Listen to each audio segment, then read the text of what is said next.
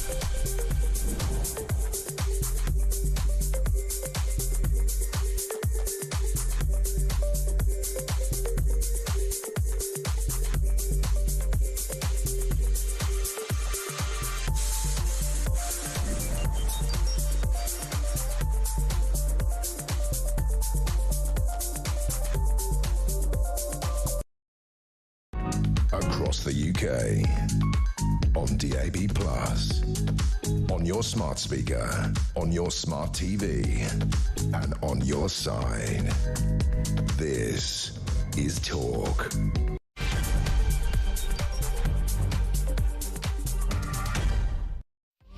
Very good afternoon. This is Talk Drive. I'm Peter Cardwell. Great to be here. Loads to talk about this Friday afternoon. Lots of big stories. It's the 5th anniversary of Brexit as well, when we finally cast off the shackles of Brussels. Has it worked? What do you think? Let me know your thoughts. 0344 499 1000. Are you enjoying our freedom, or do you think that actually the benefits have been outweighed by the bad points? We'll talk to Kate Hoey in a second. Baroness Hoey, who's an independent peer. She's a Brexiteer and a former Labour MP as well. Went against the grain of our party to campaign for Brexit. We'll also talk about the benefits bill. 1 in every £15, we're talking about billions and billions of pounds here, is given out in fraud or error. Also 10% of farmland is to be axed for net zero. We'll talk about that as well. One interview I'm very much looking forward to is with Ashley Baki. She's the cousin of a released hostage, Agam Berger. Agam was a hostage held by Hamas terrorists. She was released yesterday. Ashley, I've spoken to before, and it's great that at least some of those hostages are getting out, but there's a lot more still to do. We're hearing tomorrow as well that Keith Siegel will get out. I've spoken to his wife before. She was held as a hostage by Hamas terrorists. We'll speak to Ashley about that as well. We'll get a sports update. We'll talk to Professor Sir John Curtis about the different polling. We'll talk about a really interesting aspect of Parliament, where a Holocaust exhibition was deemed too political to be displayed in Parliament. It's the 80th anniversary of the liberation of Auschwitz this week. Should that decision have been made? Answer no. Apparently the Speaker knew absolutely nothing about it. And Ed Miliband's on the ropes because he apparently broke rules by approving a solar farm for Dale Vince. He says it's nothing to do with him. We'll talk to Angela Knight about that a little bit later on. There's lots to discuss today. I want to get your voice on the air. 0344 499 1000 is the number to call. You can text me 87222 with the word talk in your text. You can tweet me at talkTV or follow me at Peter Cardwell. Remember, you can send a voice note or a WhatsApp text message, or indeed give me a ring. I can see the phones going already. 0344 499 1000. Plenty to talk about this Friday afternoon. Let's get the discussion started here on Talk.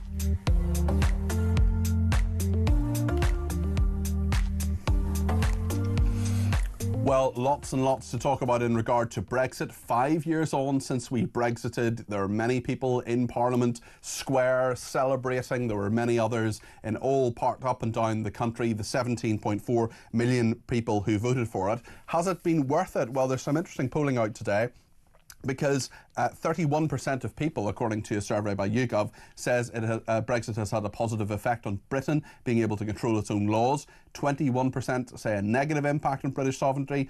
35% say it has had no impact, and 67% of people believe Brexit has had a negative impact on the cost of living. Well, what do you think? 0344 499 1000. Let's talk to Kate Hoey, Baroness Hoey. She's an independent peer. She's a Brexiteer, former Labour MP as well. Kate, does the Brexit now, 5 years on, look as if you thought it was going to be, first of all, 5 years ago, and previously what you actually voted for in 2016? How do those sort of three different things look to you today, Kate? Well, good afternoon. Good afternoon. From a very, very sunny Belfast. Peter, I think you have to look at the context of what happened 5 years ago when we left, because we had 4 years since we voted to leave, spent with everyone in what I would call the establishment and the remainers in Parliament, those people who were determined to stop the vote, stop us going, stop us leaving. And remember that the government was faced with a Benn bill. Hilary Benn introduced a bill which stopped the government from doing anything that would not bring about a good agreement. In other words, they couldn't have no deal. So by the time we actually left, we had wasted really 4 years, and that goes way back. There's no point going back into history, but that goes back into the Theresa May way of handling it from the beginning, where she allowed the EU to set the way it was going to happen, rather than simply saying 17.4 million people have voted, we're leaving, we're going to do it our way, but they did it a different way. Having said that, I was there in Trafalgar Square, in Parliament Square that night. I was very pleased. I was quite emotional about leaving. I felt that it was I knew that we hadn't got, that we needed to get a deal that was going to really make a difference. But the crucial thing for me when I was campaigning to leave was genuinely to get back control. Now that meant to me our politicians being able to make decisions, probably maybe in many cases the wrong decisions, but at least it was our politicians making those decisions. And I think sadly what we saw was that the real benefits of leaving weren't capitalised on quickly enough once we had left, and we still didn't have the final withdrawal agreement. And then, of course, as we know, fishing was pretty well abandoned and Northern Ireland was pretty well abandoned. So for me, Brexit hasn't really been completed. And I'm pleased that Nigel Farage is saying that today, if he's saying that he wants to really get a proper Brexit, because until we sort those two issues out, just to start it with, the United Kingdom won't have left. So this to you is an incomplete process. I wonder about immigration in particular, because that is something that seems to have got worse since we've Brexited in regard to the levels of illegal immigration, the levels of net migration as well. I mean, people were told during the campaigning that we would take back control of our laws, money and, crucially, borders. That hasn't happened, has it, Kate?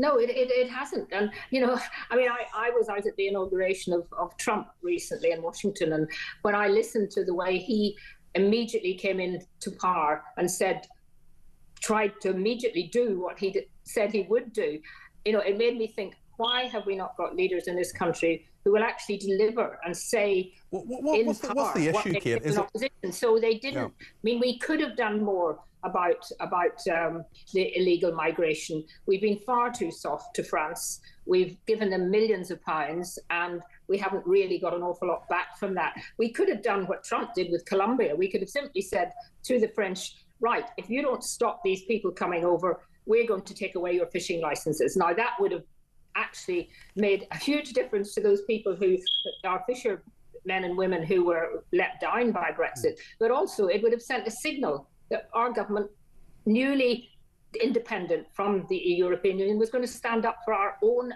British interests. So when Boris Johnson said he was going to get Brexit done, do you feel that he just didn't do that? Do you feel that this was a partial Brexit? That you're clearly talking about there being a lot more to do on a number of different fronts, Kate? Well, I mean, legally we have left, but the reality is, of course, we haven't left properly, and we haven't left fully, and we haven't, you know, done all the things like much more deregulation, which could have happened, getting rid of a lot of the EU laws. But I think, to be fair to Boris Johnson as Prime Minister, and I've always said this, he knew that, for example, in Northern Ireland, the protocol was not right. He knew that. But he signed up for it. I think because they didn't have the backup to actually go in and stop it happening. And he thought, and he said it since, that, you know, it was to be temporary and that they would sort it out. And I think probably if he'd stayed as Prime Minister, because he brought it in, he would have been much more subject to the kind of things that are happening now that are making people very angry about it. Do you think a renegotiation... But at the end of the day, Peter, people who voted to leave wanted to recognise that the European Union was an non-democratic institution where really we didn't have any real say. We had say, but we couldn't. We had majority voting, and we could be outvoted for so many things. And we just have to look at what's happening in France and Germany and other European countries at the moment. And really, those people who say that, you know, we're worse off because of leaving, I think are just completely wrong, because you just look at what's happening in Germany or France or some of the other European countries, and we're doing actually, you know, much better economically than they are. There are some statistics, though, that would disagree with you in terms of that, certainly in regard to the fact that, I'm just looking this up here, in regard to trade, for example. I mean, a recent study by the London School of Economics revealed the UK lost £27 billion in trade during Brexit's first 2 years. The value of British goods exports fell by 6.4% and total goods imports by 3.1%. You're right, certainly, in that economically we've been doing better for a long time than other G7 nations, but surely there has been an economic price to pay for this. Well, I think there's always going to be, you know, when you change over something and you leave something and you start anew and you look to different areas to trade with, of course that there's going to be in the short term. I mean, no one ever said, and I certainly didn't say as a lead campaigner, that it was all going to be magic on day one. What I didn't expect was our governments to be so in hock still to the European Union, and they're not prepared to really just stand up and go out and say what we wanted.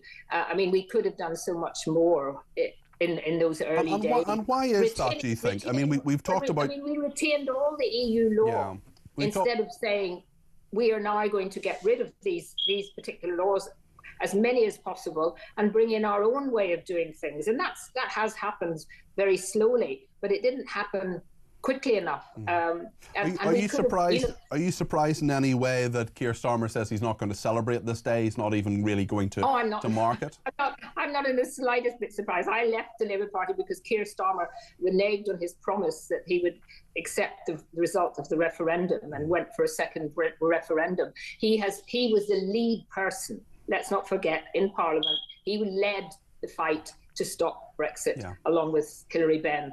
He led it. So I have no surprise. He's probably hiding in a corner somewhere because his polling rating is so bad anyway. But I genuinely wasn't surprised. Okay. But I mean, to be fair, if I want to be fair to the Labour Party, they are not saying they will go back into the customs union or the single market. But what they are doing is drip, drip, drip, moving into a closer relationship that ultimately would make it much easier to go back in. But I don't think the British people, I really genuinely, Peter, I mean this, I haven't met any person who campaigned and voted for Brexit who would say now that they would vote for us to go back in. They may not like what's happened, it may not be as good as we thought it would be, maybe it's taking longer, but ultimately we have control of our own country. It's our politicians. We can't blame the European Union officials anymore. We can't blame the EU for telling us what to do. We have to stand up for our own country and our own British interests. There was a marvellous moment you may appreciate, Kate, when I voted Remain but accepted the result immediately, and there were a couple of years later where I was talking to a Sinn Féin MP and she looked at me as if she'd sort of stepped in something when I said I believe in democracy so much that if there is a second referendum I am going to campaign for leave, because that is what happened and that is what 17.4 million people believe for. And she sort of looked at me as if I was completely mad, and it was just sort of quite a funny moment. But sadness that there was a kind of group of people, through academics, through the top of business and politics and civil servants, who just could not believe. Thought the public got it wrong. And many friendships were lost during that. And shouldn't have been, because we need to learn how to disagree agreeably. Kate, thank you very much indeed. That's Baroness Kate Hoey there, independent peer, Brexiteer, former Labour MP. Thank you to Reg, who's been in touch. She says, I'm glad we left the European Union since we've actually seen the true colours of the European politicians trying to stitch us up with everything they possibly can. Mike in Leon C says, Peter, hope you're well. Apart from upsetting the EU, is there any reason why we couldn't have just repealed the European Community Act? It was what I hoped would happen after we voted out, because it would have given us a clean sheet.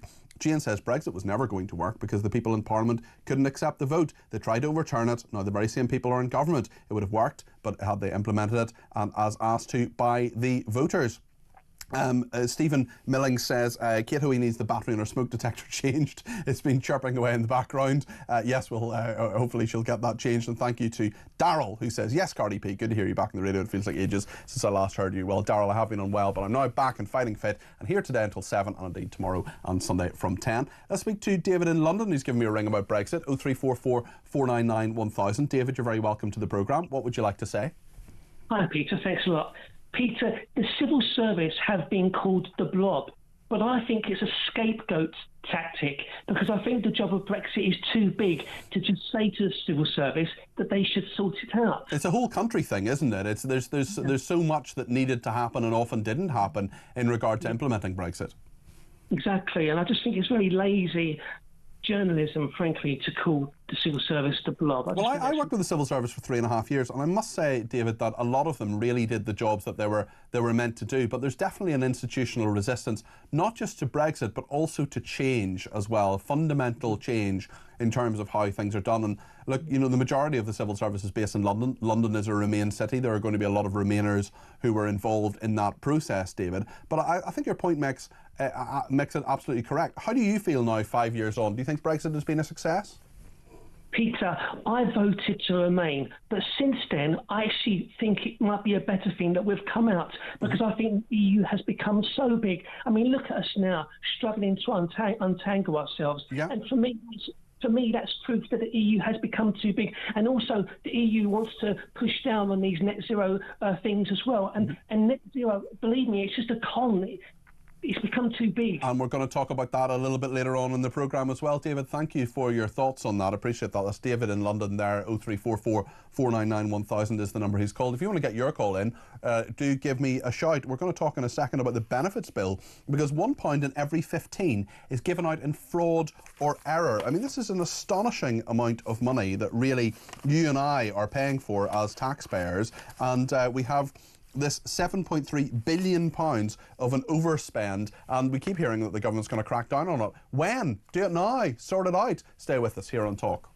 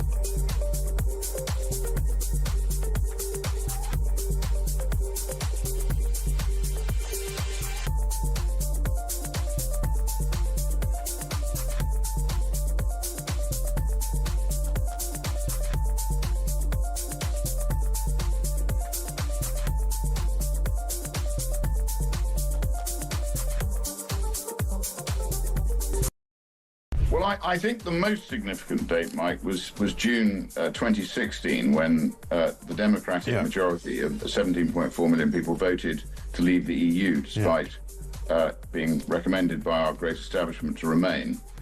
And the problem we had is it then took, as you know, 4 years before we actually finally left. So I celebrated twice, really. Once when we thought we'd left, and then once when we actually did leave in 2020. Yeah.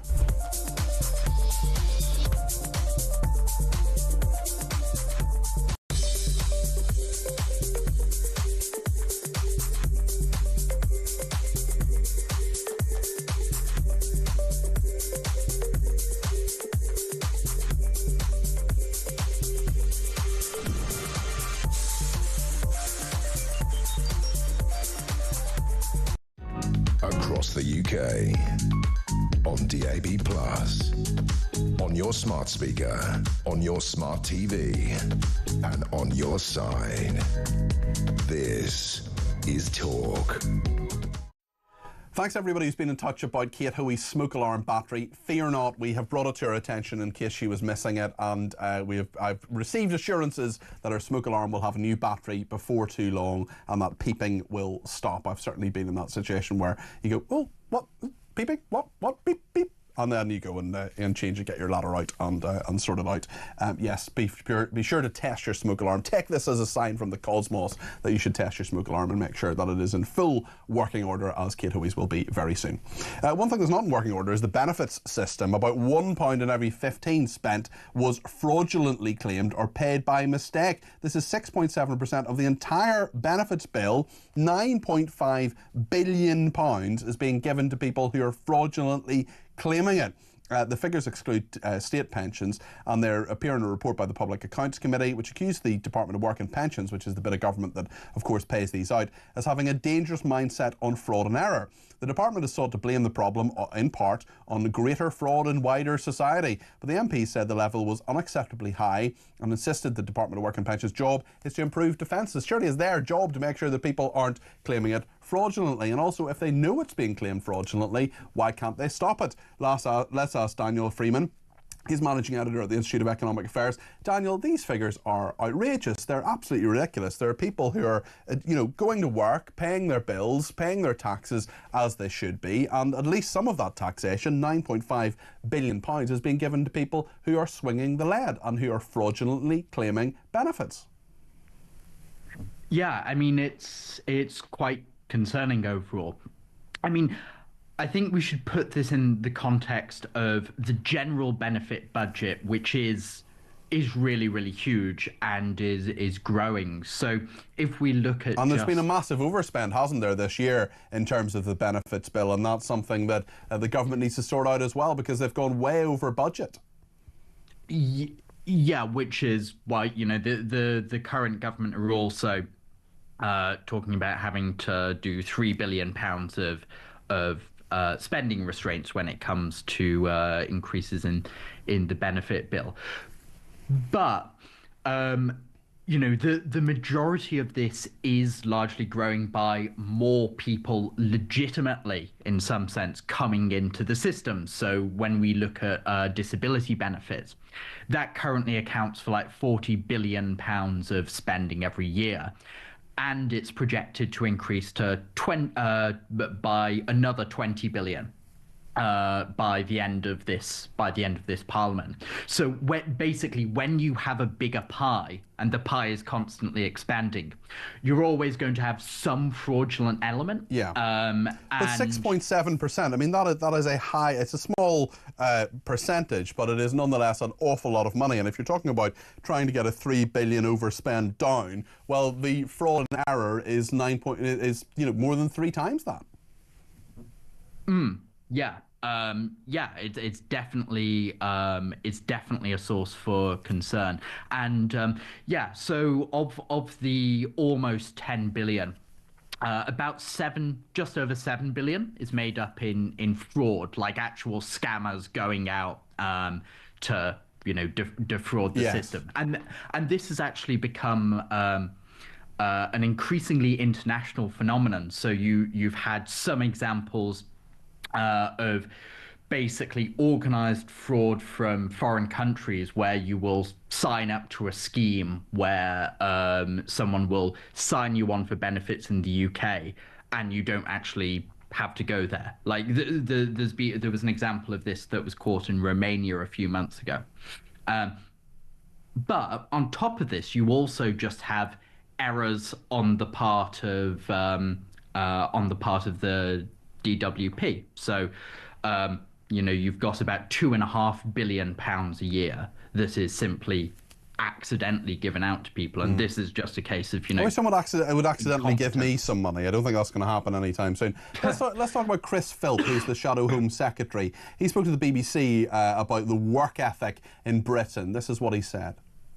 That sort of belief in hard work is something that's missing in Britain today. I do a bit. There are 9 million working age adults who are not working, and as we compete globally with countries like South Korea, China, India, we need a work ethic. We need everybody to be making a contribution. We are in, as George Osborne said years ago, we are in a global race, and that means we've got to be competitive, and it means we've got to work hard. And I think as a country we need to lift our game. We need to up our game. Daniel, do you think we need to up our game as a country? I think Chris Philp has a point in that Britain has not had much productivity growth for the last decade and a half, really since the 2008 financial crisis. I think he's a bit mistaken in terms of his diagnosis that it's like the reason we're not growing is just British people are too lazy. Like if you take the example of Labour participation. So he focuses on there are 9 million people who are working age but are not participating in the labour market. That's like 21% of the overall labour force. Now, the US has a higher rate of people not having jobs, being not participating in the labour market, and yet they are much, much richer than us.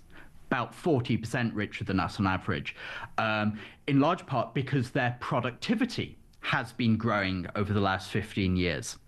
And ours hasn't. And it's not really because British people are just lazier than Americans. Nothing to do with that. It's largely down to 2 things. America has cheap energy, cheap industrial energy, in large part down to the fracking boom, which allows each worker to produce more.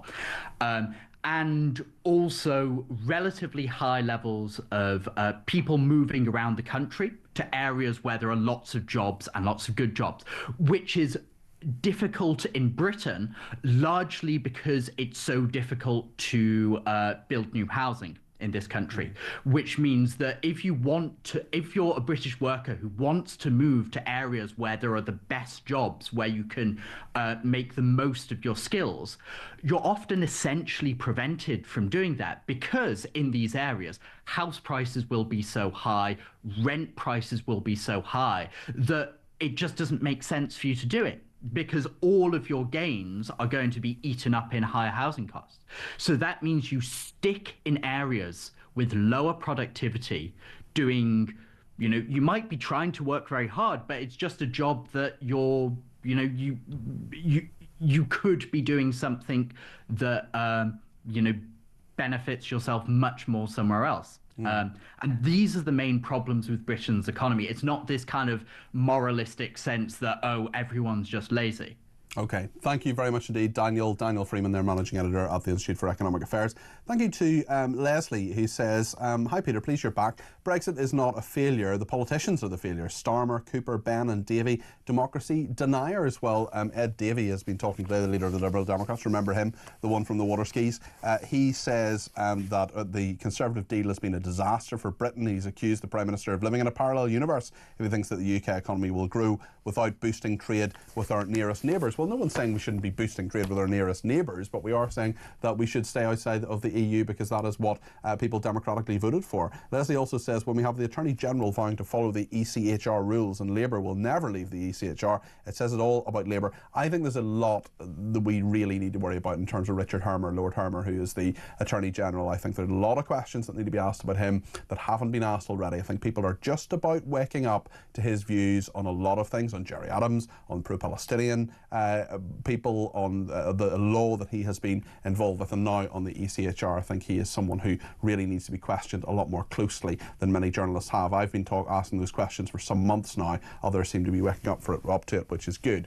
Elliot is in Bushy and has given me a ring on 0344 499 1000. Elliot, has Brexit been a success? Well, yeah, thanks for taking the call. I hope you can hear me. I can. No, it hasn't been a success because the people who are supposedly meant to be running this country in the previous parties haven't made it a success. I mean, the previous government gave 7 million to Macron to help us stop the boat. 7 million is nothing, but why did he do that? And what are the French Well, done? it's even more than that. It's more like $500 million when you put it all together, Elliot. There's an awful lot that has been given to the French, and as you correctly say, they haven't stopped those boats. No, they haven't, because they're doing that on purpose, because they're punishing us and they loathe us. They do. I'll say it on the radio. They loathe us anyway, from a historical perspective, and the French want to punish us for voting to leave Brexit. And if you look at Johnson, he's completely disingenuous. On 2 or 3 days before, you may recall, he wrote an article in one of the major dailies saying he was in favour of Brexit. Yeah. Then he wrote another article to say the opposite. And we were all, and Cameron at the time, we were on tenterhooks waiting to know which way he would come out and say. In the end, he said, no, he wanted to leave. Complete falsehood. And if you look at what's going on now with this awful government, absolutely terrible government, Starmer and Reeves, they've said it. Starmer was trying to get close. He had a meeting with, can't remember, the Prime Minister, the Chancellor in Germany. They're desperate to take us back in by name. But drip, drip, they're trying to get us back in. It's an absolute disgrace. They've ruined this country and they've ruined everything that the British people voted for. And I think they should be thrown out. And I'm going to say on the air, they lie. And they know that we know that they're lying to us, yet they go on and do it. Elliot, let's talk about another politician, Nigel Farage. He says, I'm back because we now need people in charge to deliver the Brexit we voted for who actually believe in it. He says that the country needs a government that believes in being outside the EU so its full potential can be truly realised. Do you think that is something that you can believe in as Nigel Farage, a politician, you can believe in when he says he'll do Brexit properly? I totally believe in it. He has the integrity, and by integrity, I mean the belief and the trust of those who genuinely want to leave. Why are we still a member of the International Court of Human Rights or whatever? It's European absurd. Court of Human Rights, yeah. I'm sorry, I couldn't remember the name. No, don't worry. Yeah. It's absurd, and we are being led down a garden path. A waste of 5 years. We had a waste of 14 years with the previous mob and 5 different leaders, and they did nothing.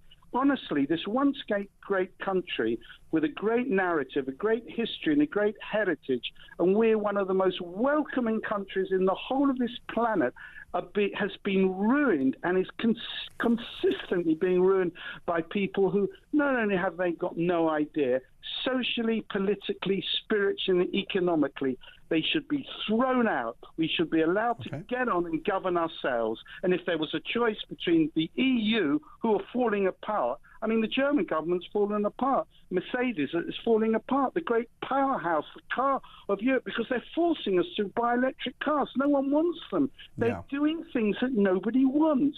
A lot of good. Didn't do anything, and this lot are doing loads of things that we don't want. Elliot, a lot of good points there, a lot to think about. If you want to respond to what Elliot is saying, give us a shout, 0344 499 1000. We're going to talk about net zero next as well, because a tenth of farmland is to be axed. That's what the government says it wants to do to prepare us for net zero, to put those solar panels there. We'll talk to a turkey farmer, Paul. His farm has been in the family for 52 years. What does he think? And what do you think too? 0344 499 1000. Stay with us.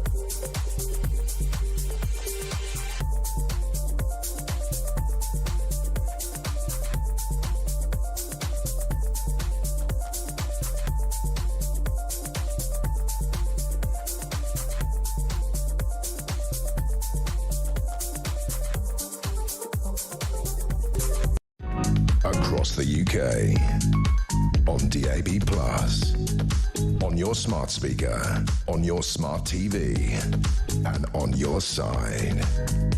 This is Talk. Paul, who's been in touch on WhatsApp messages, 0344 499 1000. You just send your message in. UK government won't train the UK workforce. They import readily trained people, then complain British people won't work, says Paul. Trade schools for kids, not university, is the way forward. You're absolutely right, Paul. We need to identify the skills shortages. We need to make sure that we train the people we need for those roles. Yeah, Paul, I just totally agree with you. And a lot of what you say, there are far too many people going to university. And actually, there are a lot of young people who spend huge amounts of money going to university and they don't get the cost benefit analysis of it. They're coming out with 50, 60 grand worth of debt. Are they getting a decent job at the end of it that's going to pay that money back? A lot of that money is never paid back, and that's taxpayers' money. That's money from you and me as well. And I do think that a lot of people now want these apprenticeships. They're incredibly competitive, and rightly so, to get into businesses, sometimes trades, sometimes other things as well, that people get into and make sure that they have a good job at the end of it. I was chatting to someone recently, actually, whose boyfriend is an electrician, and they said, oh, you know, he really feels he should have gone to university, and he feels there are so many people who are far more educated than he is. I mean, do you know how much an electrician earns? Do you know how much a plumber earns? You know, I was talking to an electrician today, actually, who's coming in to fit something in my flat, and the price he quoted me, I mean, I'd love to charge prices like that, my goodness, but there are just a lot of very, very skilled tradespeople and not enough of them. So I would just say to people, you know, university's great. It worked for me because I was a sort of bookish person. I enjoyed history and politics, and that's sort of my thing. But if you have any practical ability, of which I have absolutely none, well, why go to university? Why not just go and learn a trade and earn some money and do something really, really useful? Let us know your thoughts on that, 0344 499 1000. Stuart has been in touch. He says, we will get much worse when Reeves's taxes increases begin. Plus, the public sector is the most inefficient sector in Britain, at approximately 10% below the private sector. We cannot just blame lazy people. Well, Stuart, you're right, but there are a lot of people. There are 9 million people sitting around not working. Some of them, of course, can't work, and I have no problem with money going to people who can't work. That's okay. If that's, you know, if you're genuinely disabled, that's fine. But there's a huge amount of fraud flawed, huge amount of error, and that's something we do need to think about and sort out. Jane says, of course, this was going to happen to farms, this net zero pricing people out of their property. Wouldn't surprise me if this happens to some homeowners too. Well, let's talk to Paul Kelly. He's a turkey farmer. The farm has been in Paul's family for 52 years. And we have this plan now from the government, from Steve Reid, who is the Environment Secretary, that a tenth of farmland is to be axed for net zero. This is in England, to be diverted towards helping to achieve net zero and protecting wildlife by 2050. 9% of farmland would be needed to be removed from food production by 2050 to meet green targets. A further 5% is expected to be mostly taken out of production owing to a decreased level of food output, and another 4% will share space with trees. Paul, is this a good idea? It's a very sweeping statement, isn't it, to say 10% of land taken out of production. And if it was productive land, truly productive, fertile land taken out of production, absolutely, it's a terrible policy. And so it's getting the balance right. We all know we need renewable energy and looking after biodiversity. That's important. But I think the foremost and first most important thing for this country is to provide food for the nation and having food security. So is that put at risk by this? Is food security put at risk by this? Because I think there are a lot of people worried about the fact that we don't produce enough food. We obviously import a lot of it as well. We may well be forced into a position to do that more. And are we leaping towards net zero in a way that is perhaps unsafe in regard to food safety? What do you think, Paul? Well, that's exactly right. You know, what we can't be doing is having supermarkets be short of food on shelves. So it's making sure that any land that is taken out is infill, grade. You know, the planning policy has to be very careful, and farmers do need to be consulted on it. The shame of it is, of course, is that electricity is more having a solar farm is more profitable than producing food. That's because food is genuinely too cheap. What would you do, Paul, if someone came up to you and said, right, we want to buy a tenth of your farm because we want to put solar panels on it? Would you say, great, that's fine, very happy to take your money, or would you say no? Well, a lot of people are doing that because the money is, farming isn't very profitable. That's the problem. And of course, they can actually put it into solar farm and take the money and not have to worry about farming anymore. That is the shame of it in terms of, as I said, but the value, as you also intimated as well, for consumers, we're going to be in a situation where many of them are food prices are going to go up. But maybe food prices should go up. Maybe you would say that anyway, would you? Well, I'm actually a turkey farmer first and foremost, so actually we can actually put turkeys under solar panels, so it kind of works for us. Okay. You do both. We're not doing both. We're not putting any land into solar panels. No, we're keeping the woodland for the turkeys. But it's getting the balance. We do need more homes. We do need renewable energy. We do need biodiversity. So taking land out that isn't productive, absolutely, I think there's a great case for that. But taking good fertile land that will grow vegetables, crops, wheat, barley, etc., that is crazy. How much unfertile land is there, do you think? I mean, how much do you think could be safely taken away if they said, right, we're going to take some of this land that is not efficient, we're going to take it away and put solar panels on it? What would you be sort of happy with, I suppose? Well, that percentage, I really don't know. I mean, but 70% of all the land in the UK is farmland. Yeah, so it's finding that not productive. You do have a lot of land on hillside for gruff grazing, for commons, for pastures. You can look at a lot of common land. But people don't want to be walking through solar panels with their dogs, do they? Farmers don't want to be taking good fertile land out of production. And you think the unsightly nature of solar panels, for example, could put people off as well? Yeah, I know, is that what people are worried about and thinking about rather than necessarily longer term benefits? For sure. I mean, we've got a big solar farm going up right next to my house, and I'm going to be driving past it every day. We have one locally that I drive past, and it is unsightly, but you do get used to that. And then, of course, you have got to think of the upside. It is renewable energy, producing electric that's not using fossil fuels. So, we can't be stubborn about the situation because we do have to produce renewable energy. But do you think we're moving towards it too quickly? I mean, net zero is changing so much about our society. It's changing so much about our economy and the way we work and live. I just wonder whether farming will perhaps see this as a shot in the arm, maybe using money for other bits of farming, or whether a way of life could actually die out to some degree. Yeah, I don't think it's going to go that far because the reality is, I think wind farms and nuclear is a far better, more efficient way of producing electric. That's for sure. Yeah. So the solar farms is an easy fix in the short term to meet those targets, because the technology is there now, the prices have come down, and they're relatively easy to implement versus nuclear and wind farms. How many turkeys do you have, Paul?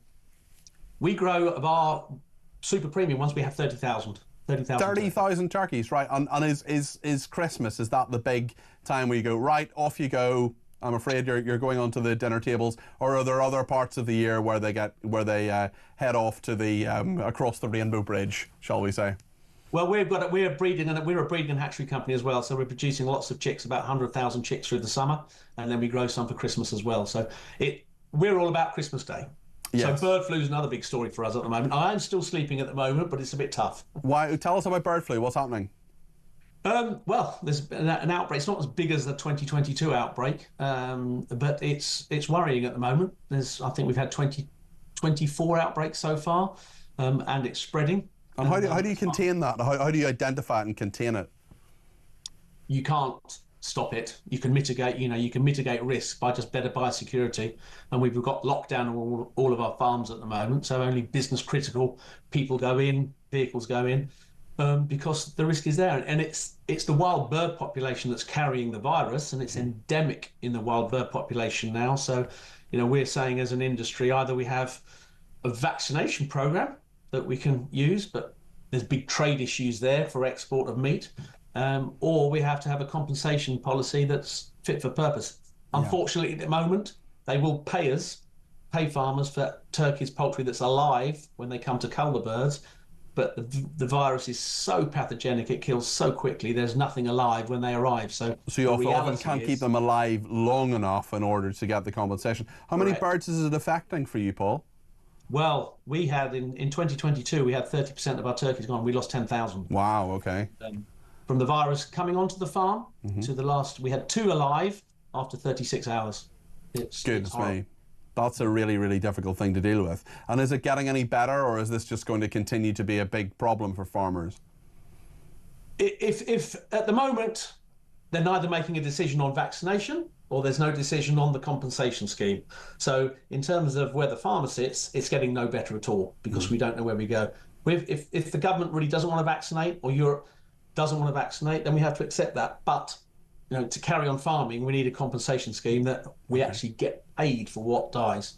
Paul, great to talk to you. Thank you very much indeed. That's Paul Kelly there. He's a turkey farmer. His farm has been in his family for 52 years. That's the story about the 10th of farmland to be axed for net zero. This is a speech to the Royal Geographic Society. Steve Reid, the Environment Secretary, using the most sophisticated land use data ever published. He says we will transform how we use our land to deliver on our plan for change. That means enabling the protection of prime agricultural land, restoring our natural world, and driving economic growth. Why is it that people say deliver on? Why can't you just deliver something? We deliver on our plan for change. Why can't you just deliver our plan for change? Anyway, maybe they shouldn't even do that either. The government has ambitious targets to increase woodland in England by 20%, or about 265 hectares by 2050, accounting for a third of the change in farm use. It also, of course, as we know, wants to build 1.5 million new homes and install hundreds of square miles of solar panels and onshore wind turbines, protecting, it says, 30% of the land for nature. Well, tell us your thoughts about this. Maybe you're a farmer, maybe you're not a farmer, maybe you think net zero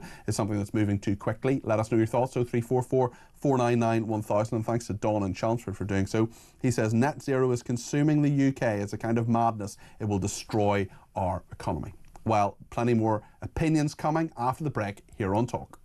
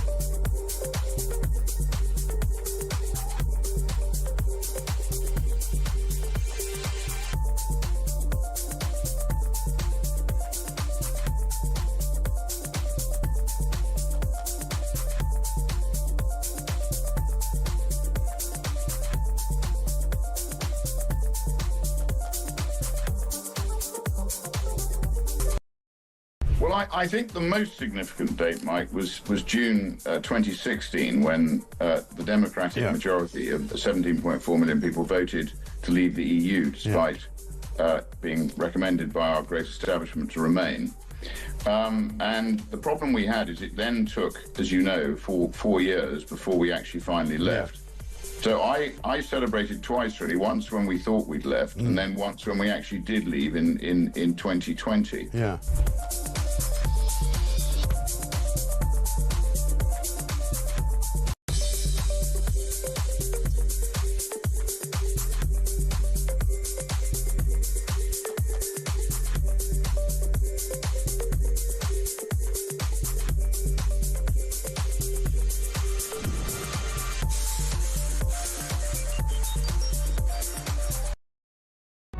Across the UK, on DAB+, on your smart speaker, on your smart TV, and on your side. This is Talk. Thanks everybody who's been in touch. Liar Politicians with a Z says land for solar panels, Chequers, Chevening House, all golf courses. However, UK Labour are utterly corrupt and want to grab farms for BlackRock, Bill Gates and Labour's other mates from the net zero criminal scam. I'm sure that BlackRock and Bill Gates and many others would deny that charge. Soph says, I do despair at farmers like Paul Kelly. There is no climate emergency. We don't need unreliable energy, diluting wind and solar power by pushing this nonsense. He's helped the government achieved a goal of wrecking industry and farming in the UK. Well, I'm sure Paul hasn't done that necessarily. He was merely talking about it. And look, if you're a farmer and you don't have particularly big profit margins and people say, well, we're going to give you a load of money for solar power, can you really blame them? It's an interesting one. Let me know your thoughts. 0344 499 1000. Stuart in Canterbury says, why do we need farmland for solar panels? Why not cover all public buildings, hospitals, schools, council buildings with solar panels? Jane has a similar thought and says, why can't solar panels be put at the side of motorways, the top of shops, supermarkets and bus stops, etc. Brad in Cambridge says, hi Peter, just how much of our beautiful countryside does Labour intend to destroy? Fields of solar panels, millions of houses, reservoirs, etc. The more they fill this country with people, the worse it will get, says Brad. Well, on net zero, Stephen's been in touch from Cambridge. He's given me a ring on 0344 499 1000. Stephen, you're very welcome to the programme. What would you like to say? Well, like I was saying to the researcher, why is Ed Miliband installing our national infrastructure with the two most susceptible things to severe weather when they're saying climate change is all about severe weather? Mm-hmm. That's a fair point, actually, and you know it is about the resilience of a lot of these bits of equipment as well, isn't it? Well, I mean, if you do a couple of Google searches, Pradesh in India, the world's largest floating solar farm, was destroyed the early part of last year by one storm. And then we could all be quite vulnerable as a result of that, because if we rely on solar power, sun doesn't always shine, wind doesn't always blow with wind power as well, we could be in a very vulnerable position, couldn't we? And actually at the moment, you need 100% backup for a lot of the renewable energy that we have. Yeah, and a lot of the stuff that they push. I mean, when they talk about these solar wind farms, you know, as well as the subsidies, what about the servicing costs every year? Mm-hmm. Yeah, when they have to change the oil. It's a very fair point, and actually all the oil that's needed as well, Stephen, to actually get them up there in the first place. Thanks for your thoughts. That's Stephen in Cambridgeshire. Barry in Spain says they can install all the solar panels on house roofs free of charge and not take any land. Also, large car parks could have panels used as weather protection and generate solar power. Jane says perhaps if you get a Labour MP on, ask them if they would live next door to a solar farm. Also, if they have a heat pump and electric car, they should all do this before we have to. Well, certainly Labour is in the mind's eye of a number of people today calling about Brexit. Nick in London has done that because it's 5 years since Brexit today. Nick, what do you think? Do you think Brexit has been a success? No, it's not, but I blame the government and the governing classes, I should say, for that, because as someone who voted leave, I gave the governing classes a blank check. We all know what the word leave means. Yes, we do. You don't need a deal or an agreement to leave a job, leave a house, leave an organisation, leave a relationship. You leave means leave, to coin the phrase. And I just feel that the governing classes during 2016 through 2019, up to the general election in 2019, did all they could to overturn the result. And I fear that the same mentality still infects Whitehall. Well, I mean, you may well have a point. I'm not necessarily disagreeing with you, but Boris Johnson said get Brexit done, and I mean we have legally left the EU, and that has happened. So there has been at least some progress on this.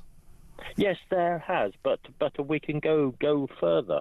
We don't need to be tied into the EU at all, unless government wants to.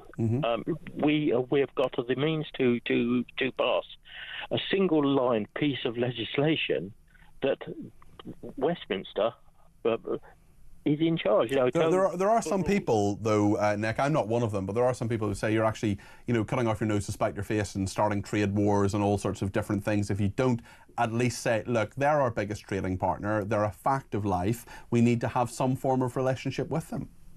Well, that's true, but if the governing classes don't step up to the plate and do their job, we can vote them out. I never got a vote on Michel Barnier or Guy Verhofstadt or any of these people, and never was going to. It's entirely wrong, and that's why I voted Leave, because I want to have the means to throw out incompetent politicians, and with the EU you can't. Very, very good point there, Nick. Thank you for them. Victor is in Chester and has given me a ring. I think it's perhaps your first time on, I think with me anyway, Victor, anyway. It's good to talk to you. Thanks for your call. What would you like to say? First time on, Peter, yes. I'm a fellow countryman of yours. I'm 41 years in England. Right, well, you haven't lost the accent anyway, Victor, as I hopefully haven't after 20 years. What point would you like to make, Victor? Yeah, well, on the Brexit thing, I think I voted for Brexit, and I still would today, because it's about sovereignty for me, not about immigration. It was about sovereignty. But I'm completely and utterly disgusted with both the Tories and the Labour. There's not a statesman among them. There's not a leader among them. All we are is just spineless Do you think people. Boris Johnson was spineless, even though he got Brexit done, he would argue anyway? Well, he got a form of it done, but he really screwed us over in Northern Ireland, and he screwed us over with quite a lot of the concessions he made. I think we need someone, we need a statesman, we need someone to just come in and stand up for Britain. Does that person exist, Victor? Have you got someone in mind? Well, I don't know. The Reform people have not failed yet because they've never had a chance. So perhaps... You'd give them a chance, Victor, would you? I would, but I'm not terribly hopeful, I have to say. I'm not sure Farage is the guy. He has some good guys in his party that are very, very good. I'm impressed with some of them, but I hope he gets the opportunity, and I hope he succeeds. But I can't believe the sort of things we're doing. Like we can't stop the boats, but I could sort that out in 5 minutes by saying, look, we're full, we don't need any more, and therefore there's no money for you, no housing for you, no hotels. And they would leave. You wouldn't have to send them back. They would go themselves. Victor, great call. Your first one, but don't make it your last one. Thank you very much indeed for giving me a call on 0344 499 1000. It's Victor, now living in Chester, but originally from Northern Ireland. Great part of the world, of course, as we know. We're going to talk in a second to Candace Holsworth, the writer and broadcaster, about Brexit. And let me know your thoughts as well. 0344 499 1000. Do you agree with Victor? Do you agree with me? What do you think? Maybe we're talking nonsense. We'll take more calls in the next hour here on Talk.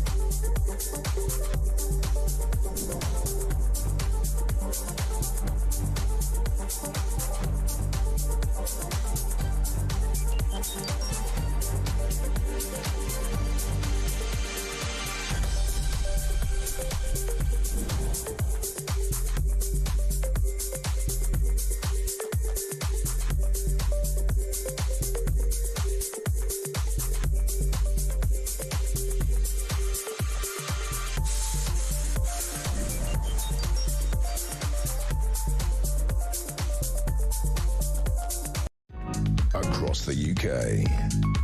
On DAB+, on your smart speaker, on your smart TV, and on your side. This is Talk.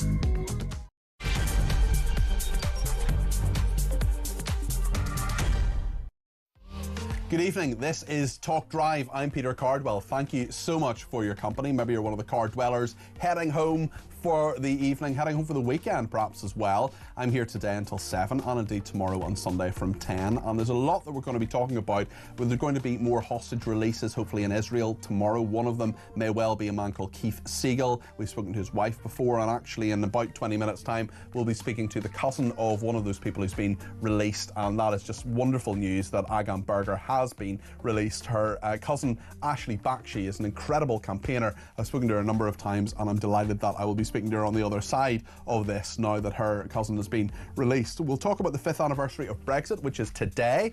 Nigel Farage has vowed to properly deliver Brexit. He says it hasn't been properly delivered. Starmer says he's not celebrating the anniversary. Ed Davey says the Conservative deal has been a disaster for Britain, and the number of British people who think Brexit was the right decision has hit a new low according to a new poll. We'll talk about that as well. We'll get the sport update. There's loads to talk about between now and 7 o'clock when Kevin O'Sullivan takes over. You can get your voice on the air as well on that, on net zero, on farming, whatever you want to talk about. 0344 499 1000. You can text me 87222. You can send me a tweet at talkTV, or indeed to at Peter Cardwell, which is my address on Twitter, or X as no one calls it. And Jeeps has done that, says just back from Costa Rica, around 90% clean energy, solar obviously, but also hydro, wind and thermal from the volcanoes. People pay around £10 a month. Can you imagine our government doing this with some laugh emojis? You can also get in touch, send me a voice note, send me a WhatsApp text message, or give me a ring, 0344 499 1000. Loads to discuss between now and 7 here on Talk.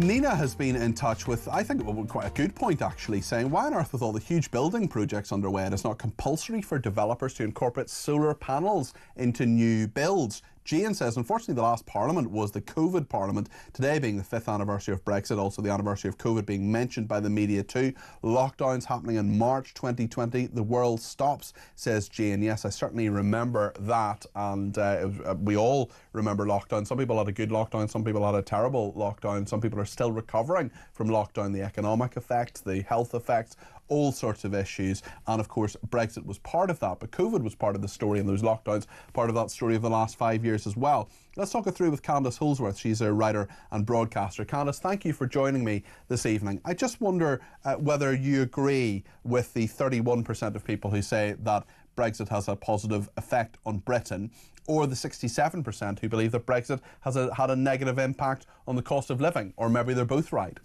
Yeah, well, I'm going to frustrate you, and I'm going to say I don't have a binary view. I think there's trade-offs with both. I think, for me, I suppose the way I look at Brexit is that it didn't necessarily deliver a big vision. I mean, I know a lot of people, that's what they don't like about it. I suppose for me, it just delivered a fundamental freedom, that we can move things in whatever direction we wanted to, when we needed to. So, for instance, during COVID, we were able to get a vaccine out quickly. That means we were able to open up a lot quicker. We were able to begin our economic recovery a lot quicker. Now, sort of the point we're at now, we can sort of look towards AI, though, maybe we're not capitalizing on it as much as places like the US and China are. I mean, the EU is in knots over artificial intelligence. I mean, they're nowhere. Whereas Britain has actually produced a really good, groundbreaking company, something like DeepMind, although we should be producing far more of them. I think that was always the promise of Brexit. It was sort of regulatory divergence, which is so boring in so many ways and doesn't exactly set the world on fire. But I think ultimately, if that's... But it is at the heart of it, Candice, isn't it, as well? Because the regulatory divergence, the being different, essentially, saying we can do things differently. We don't have to do things exactly the same way, in exactly the same way as the EU, as our former neighbours, well, our neighbours now, but certainly former co-members of the EU have done. But at the same time, if you do diverge, well, often that has many problems for trade and selling things back to the EU, which is, of course, our biggest trading partner. Yeah, I agree. Look, I mean, one of the things, though, that I think Britain came up against is, the big proponents of Brexit spoke very much about free trade in these very idealistic terms, but it seems like the wider world was maybe turning against it a little bit. The US in particular, I mean, they want to start introducing tariffs. China's got a huge interest in maintaining free trade, but you don't know what they'll do in terms of retaliatory measures against the US. I mean, we just don't know what's going to happen. Are these two powers going to have a trade war against each other? Maybe we still can seek advantage in that sort of environment. Maybe we won't be worse off. Maybe, yes, we can still be different and still sort of say, look, free trade isn't just an idea. There is a lot of proof that it delivers for both sides in the partnership. And whenever you raise tariffs, it hurts your country. It doesn't help it. Yeah. There's a lot changed, and a lot that has changed politically, certainly over the last few years. We now have a Labour government. We have Donald Trump back as president in America. And, of course, the opportunities to trade with America, although he's talking about tariffs on Mexico and Canada at the moment. Things have certainly changed in terms ideologically, and the fact that economically things are in a very different state than they were 5 years ago. I wonder what impact you think all of that has had on Brexit and the success or otherwise of Brexit. Well, it was one of the big things that everyone spoke about. It was sort of like, well, we're going to open ourselves up to trade with places like America and Australia and Canada and New Zealand and, the Anglophone countries, because that's, Britain is part of that community of nations as well. It's quite interesting in the way that we position ourselves because, we're part of Europe and, we have huge historic ties to Europe. We're also part of this new world that was created as well. And, being able to have sort of these free agreements with the US is massively economically beneficial, but we're still waiting to see what Donald Trump is going to do in terms of tariffs.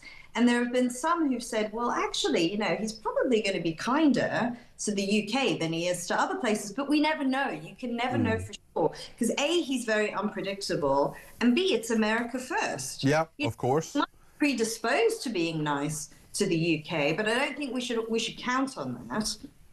Let me ask you about another story that's in the news today. This is Chris Philp, the Shadow Home Secretary. He's been speaking to the BBC about the work ethic of people in Britain. Now, the context of this is that we know that 1 in every 15 pounds given in benefits is in fraud or error. He's talking about 9 million people who could work but don't. 9 million working age adults who are not working. Obviously, some of them will be disabled, but some of them are fraudulently claiming as well. Let's just remind ourselves what Chris Philp has been telling the BBC.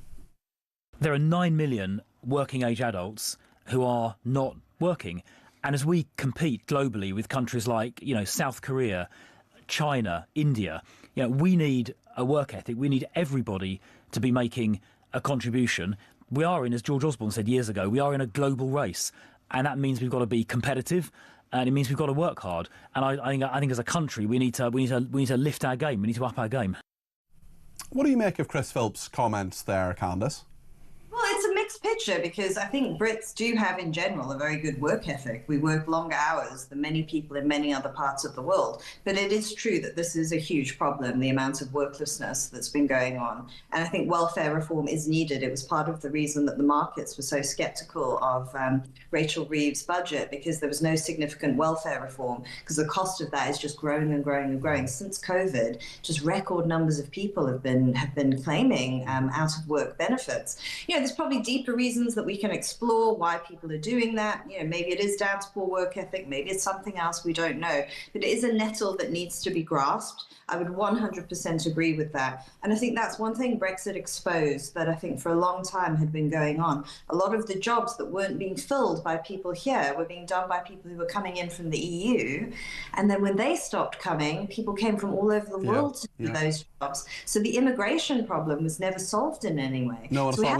We certainly, I don't think anybody can convincingly argue that we have taken back control of our borders. No, absolutely not. I mean, I think if you look, so Priti Patel did recently try to argue that. I mean, she tried to say that the big immigration spike was fine because we had control of it and it was all perfectly legal. But I think most people would say that wasn't what was promised. That wasn't the vision that we had. However, there were still hard facts to be faced. You know, those jobs, especially in things like social care, had to be filled. You have to have a minimum employment level for people working in social care. And if you can't fill those jobs, then you have to get people from somewhere. Maybe you need to look at paying people better. Maybe you need to look at better working conditions. I don't know. Or maybe it is just related to the fact that huge numbers of people are not working. Yeah. So, yes, I mean, I think it's forced us. I think Brexit has forced us to look at ourselves in a very tough way and not to make excuses and not to blame the EU for everything. Candice, thank you. Always interesting to talk to you. Candice Holdsworth there, writer and broadcaster, joining us. Thanks to Steve in Cheshire, who says, in regard to Brexit, the government are incompetent with things they want to do, so Brexit never stood a chance. Great show, says Steve. Sue in West Sussex says, hi Peter, glad to hear you're feeling better. It's good to have you back. Thank you, Sue. It's very kind of you. The basic reason my son voted Remain is because all his life he and his generation have never known anything different to being in the EU. The arguments for leaving were unable to persuade them to vote for anything other than what they regarded as the status quo, the only system they lived under. I voted passionately for Leave and feel that Farage is the only true political patriot who can deliver true Brexit as opposed to the watered down version we have now, e.g. Brino, Brexit in name only, of course she's talking about there. Only then would people like my son see and experience the benefits, says Sue. Well, it's really interesting you mentioned that, and I wonder what your son thinks now. I'm particularly interested in the generational shift. And actually on my weekend shows I'm on from 10 o'clock on both Saturday and Sunday. On one of those shows we're actually going to talk about how you resolve sort of intergenerational arguments, and certainly in my own family there were differing views on Brexit and plenty of other things as well. Let's hear from Shirley in the Cotswolds. She has been in touch. You can send us a voice note via WhatsApp, same way you send a voice note to anybody else, on 0344 499 1000. This is what Shirley thinks. There is no good news in this country. Every single day, something is released from the Labour Party that nobody wants and is making everyone thoroughly miserable. Please, please, please, can the Labour Party do just one thing that the people of this country want? Talk shows like this are discussing this every day of the week, and it's all talk, it's all words, it's all opinions from presenters, from people around the country, and nothing is being done about it. When are we going to see some action? That is a big question, of course, for the Labour government. They would say they're doing lots of things, but are they actually things you want them to do, especially when it comes to Brexit? Shirley, thanks for your thoughts on that. 0344 499 1000. To either send in your voice note or indeed give me a call, which is what Caroline in Northamptonshire has done. And Caroline, you've got some views on Brexit and what has happened since then as well. You're very welcome to the programme. What would you like to say? Well, I'm just sort of wonder, everybody seems to forget that COVID was kind of in the middle of us coming out. And yeah, it was a huge thing, wasn't it, Caroline? It really affected so many different aspects of society, including economically as well. And so much money was spent on COVID, which was probably put aside for, investing in business and getting Brexit done. And they borrowed a lot of money as well, Caroline. Do you think things would be materially different if COVID hadn't happened? I think it would have meant that getting Brexit done was an awful lot easier because as soon as COVID was over, they couldn't wait to get rid of Boris. So the vision was never seen through. And nobody can actually say that vision didn't happen because he wasn't there to do it. Yeah, no, it's a very fair point, Caroline. In terms of what Brexit is now, are you happy with what it is now, or what would you like it to be? I voted to come out, and I never thought it would take any less time than 10 years for us to actually see the benefits of Brexit. Now, I don't think that we've come out in the way that we thought was going to happen. And, the money we're paying to Europe to actually come out just seems ludicrous. But, that's where we are. But, I've got a small business, and basically I never thought it was going to be easy. And I wasn't voting for me. For me, it would have been better to stay in because it would be better for my business and it would be better for going on holiday and all those sort of things. But I had to vote for the next generation.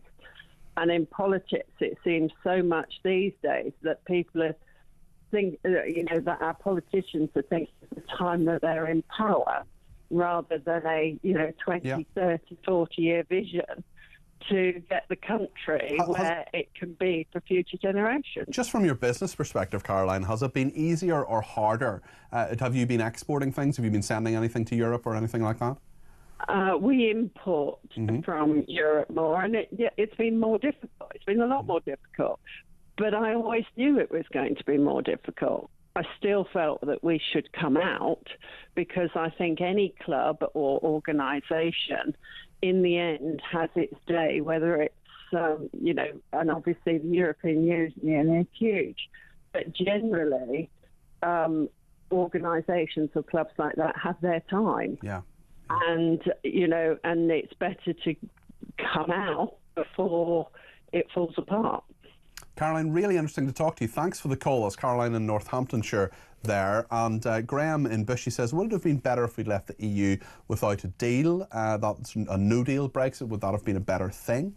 Mark in Beckel says, 9.4 million people might be economically inactive, but there's only around 1 million jobs advertised. Where would all these people work if they were forced to get a job? The economy isn't great, and with the highest energy costs and taxes rising, I don't see the UK economy growing anytime soon.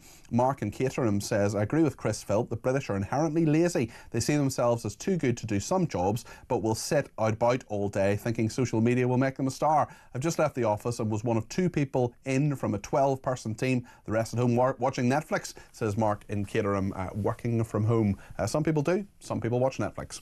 Some people watch Talk, I would imagine, as well, although I'm sure everyone who watches this is working very hard at the same time. I know some people who have it on in the background. In fact, my friend Shauna said that she was going to have it on in the background, so if you're watching or listening this afternoon, thank you for doing so.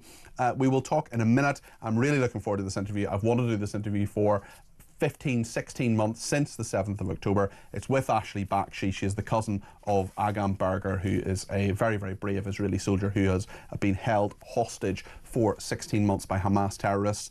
Agam has now been released, and Ashley is delighted, and I want to hear from her. I want to hear what's next as well, because more hostages will hopefully be released over the weekend, including a man called Keith Siegel, who is a really, really good guy. His wife, I've spoken to her before. She was a hostage as well for over 50 days. It's just horrendous what's happening in the Middle East, and we cannot forget what is happening to those hostages, or indeed to the innocent civilians in Gaza. We're not going to do that. We're going to talk to Ashley in just a second. It's going to be a fascinating and I think quite revealing interview as well. So stay with us here on Talk.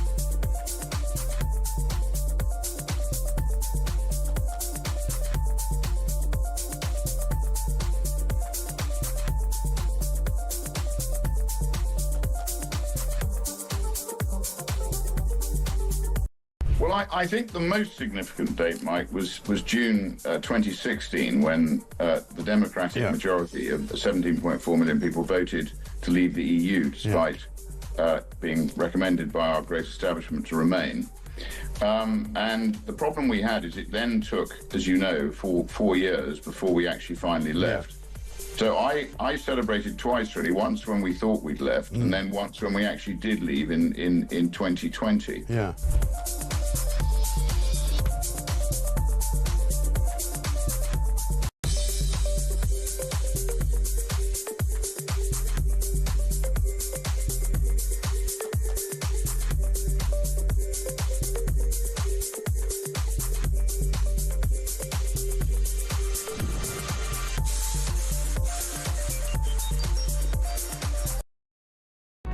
Across the UK, on DAB+, on your smart speaker, on your smart TV, and on your side. This is Talk. Thank you to Bob, who's contacted me on Twitter. He says, I also voted Remain, but due to the anti-democratic carry-on in Parliament and how the EU have treated us since we left, I would never vote to go back in. We'll keep your views coming in on that, 0344 499 1000. But now I'm going to do an interview that I have wanted to do for 16 months, since the 7th of October, when Hamas terrorists took hostage so many people. We remember the 7th of October, the Nova Music Festival, the kibbutzes around there that were raided, that people were murdered, raped, burned. Hostages were taken, over 100 hostages. Now some of them are being returned, and I'm delighted that one of them that has been returned is Agam Berger, a very, very brave Israeli soldier, and her cousin, who I've spoken to a number of times throughout this horrendous ordeal for their family, is Ashley Baki. Ashley, I just want to reach through the screen and give you a big hug. I'm delighted for you. What has the last 24 hours been? Look at that smile, my goodness. What has the last 24 hours been like for your family? Wow, thank you so much. We are, it doesn't feel like my feet are on this planet. I feel really cloud nine. It's such an amazing feeling. It took us so long to even come to terms with the fact that she was taken hostage, and I think it's going to take just as long to believe that she actually came home. Have you seen her? Have you spoken to her? No, so unfortunately I was actually out of country, but I've spoken to the family, obviously, and I didn't want to bombard her with phone calls already. Of course. But her sister did tell me earlier today that she said that she had heard me on the radio and she had seen the interview, and it gave her a lot of strength to know that we were doing everything to bring her home. So I'm so happy for that, and of course she's waiting to see me too. We feel so blessed that she came home on her feet and physically well. It is important to stress that there is a lot of psychological trauma. So it's going to take a long time for her to go back to who she was. And obviously, it's way too early to know what she actually went through. And we have been instructed not to really ask, to let her on her own terms kind of open up when she feels ready. But the fact that we saw her there, in Gaza on her own, surrounded by men and terrorists, with her hand up, she's just such a survivor, such a winner. Head held high. And that's been criticised a lot in terms of the actual exchange and what happened there. And I think from my perspective, sitting in London, and yours will be different, I would imagine, but just seeing those terrorists and seeing how they were acting and goading and taking selfies and giving, taking photographs and holding weapons and so on, that must have been a terrifying experience as well, even at the very, very end of a horrendous experience over 16 months. So not only was it terrifying for us to watch, but I think it was also just clear proof, as if anybody needed any, of the difference, the difference in values that you can clearly see here. We were all gathered as a nation together, many in the family square, the hostage square in Tel Aviv, hugging, crying, kissing, so happy for them coming home. And then you see on the other side how they're, parading around these girls, like you said, trying to grab them, put them in danger, take selfies. And it was pretty amazing, this entire kind of ceremony that they put for them, which I don't understand. They dress them up in IDF uniform, fake IDF uniform, by the way. Those are not real IDF uniforms, as if to say, look, we're returning the soldiers. They were taken in their pajamas. They weren't taken in their uniform. But what I think is really amazing is that they were trying to show that it was some kind of success story for them. If it's such a success story, why do all those terrorists have their face covered if they're so proud of what they did? And they're there in between the rubble of Gaza. Are you proud that Gaza is now destroyed and that the civilians of your population don't have a home to go back to? Like, is that victory? How is that victory? So I think it really just showed the difference in cultural values. And as you can see, like young children, the indoctrination, it's pretty, there's no words really, but we're so happy to have her home. and you talked about the psychological trauma that she has been through, and it'll be a long time, I'm sure, and it wouldn't, I'm sure there's a lot of things that you would never want to be public in terms of what happened. I just wondered, for you personally as a campaigner, I mean, this has changed your life and changed your family's life as well. I know that you are very happy to do interviews and so on, and it's brilliant to talk to you, and thank you for speaking to me today. But there must be so many people in your family who didn't want this focus in any way. Not that you obviously courted it in any way, but you're happy to do it. But just in that, a family thrust into the spotlight because of this horrendous thing must have been so damaging for so many members of your family, as well as for Agam. Absolutely. I mean, that is why I kind of stepped to the plate, because the whole time her parents were like, we're not these kind of people. We don't want to become famous. And I think it's going to be a really big shock. Right now, Agam and all the hostages that have been released, they're still in hospital. So they're in a bubble, protected, sheltered with their families. The second they walk out of the hospital and onto the streets of Tel Aviv, everybody's going to know who they are. People are going to be, approaching them, asking for selfies, possibly. So we're preparing them for that as well, because they were completely anonymous people, and they don't want to be, well known for being the girl who was taken hostage. So obviously, we're gonna have to, as a nation, learn to respect these people's privacy as well, and to help them kind of go back to being anonymous if that's what they want. I'm assuming a lot of people are gonna. Many of these hostages, as part of their therapy, are going to want to go around and tell their story and share what they went through. So we're just going to have to see how each one, deals with it in their own terms. And you must worry as well about the longer term impact on her psychological health and so on, and also just even the process of having been a soldier, having been taken hostage. All of that will take years, I'm sure, to work through, and I do you fear for her future? Do you fear for your family's future, just in terms of dealing with that? I mean, of course, the brilliance is that she's back, and that this is you're ready to rebuild, but that process is going to take a while, I'm sure. It's a good question. I've actually thought about it, and I was speaking yesterday with her aunt, so her dad's sister. We were talking about it, and we were like, if she has been through this, she can go through anything, and this resilience might actually make her stronger in the long run, and she could grow up to be, a strong, successful businesswoman, or do whatever she wants. But I guess that's also our kind of hopeful thinking. So we don't really know what kind of long-term effects there will be. What we do know is that because this has impacted the entire country, our governmental systems are really prepared to provide the psychological support, whatever they will need to get back on their feet and to hopefully, come out of this okay. Yeah. Again, we saw them on their feet. We saw them smiling, hugging their parents. We also don't know about any long-term physical implications. These girls didn't get their periods for many months, because they were underfed and didn't have the nutrition. In terms of fertility in the future, how will this impact? So there's so many things that we still have to take into account.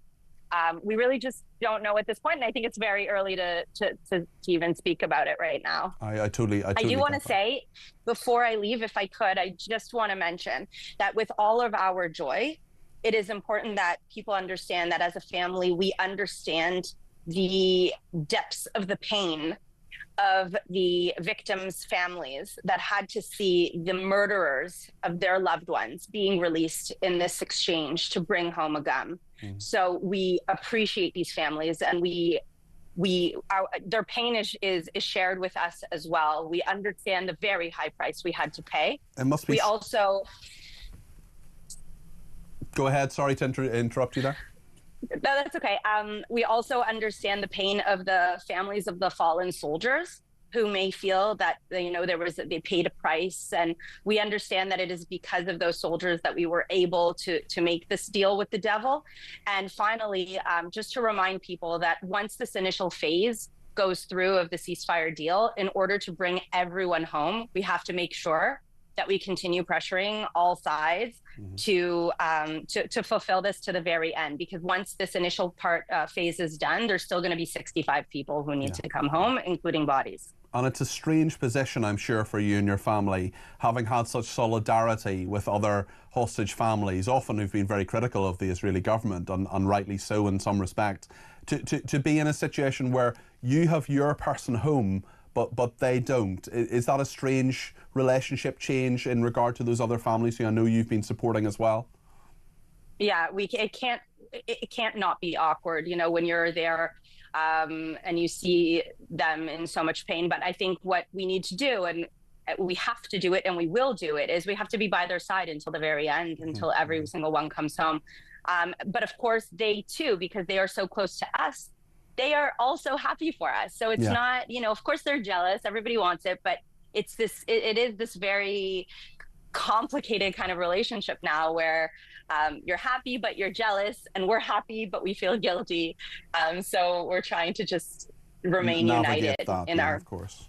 Yeah. Ashley, thank you so much. It's brilliant to speak to you. Can you please pass on our very, very best wishes to Agam and all your family? And there is no pressure from us whatsoever. We will not be pressuring you in any way. But if Agam ever wants to speak to us when things are better, she's very, very welcome on this station anytime. That's Ashley Baki there, who is the cousin of the released hostage Agam Berger. And isn't it wonderful that those hostages, at least some of them, are being released? I hope all of them get released very, very soon and are back with their families. There's certainly speculation and news, and the name has been released of Keith Siegel, and I interviewed Aviva Siegel, his wife, who was held herself as a hostage by Hamas terrorists previously, and she will be delighted to get him home. I'm sure. I hope to speak to her at some stage. Thank you to Graham in Bushy, who says, had Israel released the Palestinian prisoners in the same way as Hamas releases the hostages, with a braying mob around them and making them go onto a stage to have photos and videos of them waving, how quickly would the United Nations be condemning it and holding a special conference on it? Graham, I think you're absolutely right, and I think the United Nations has had a shameful role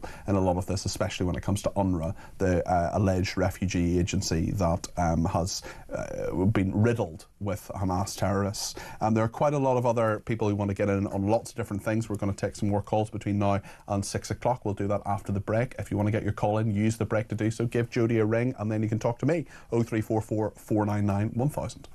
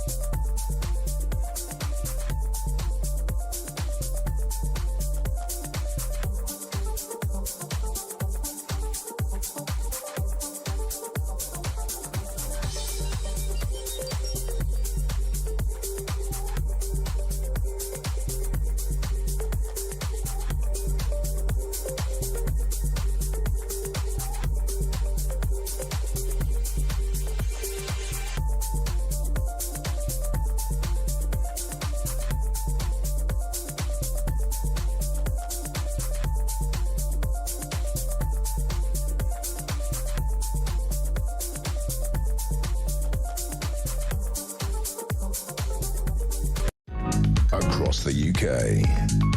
On DAB+, on your smart speaker, on your smart TV, and on your side. This is Talk.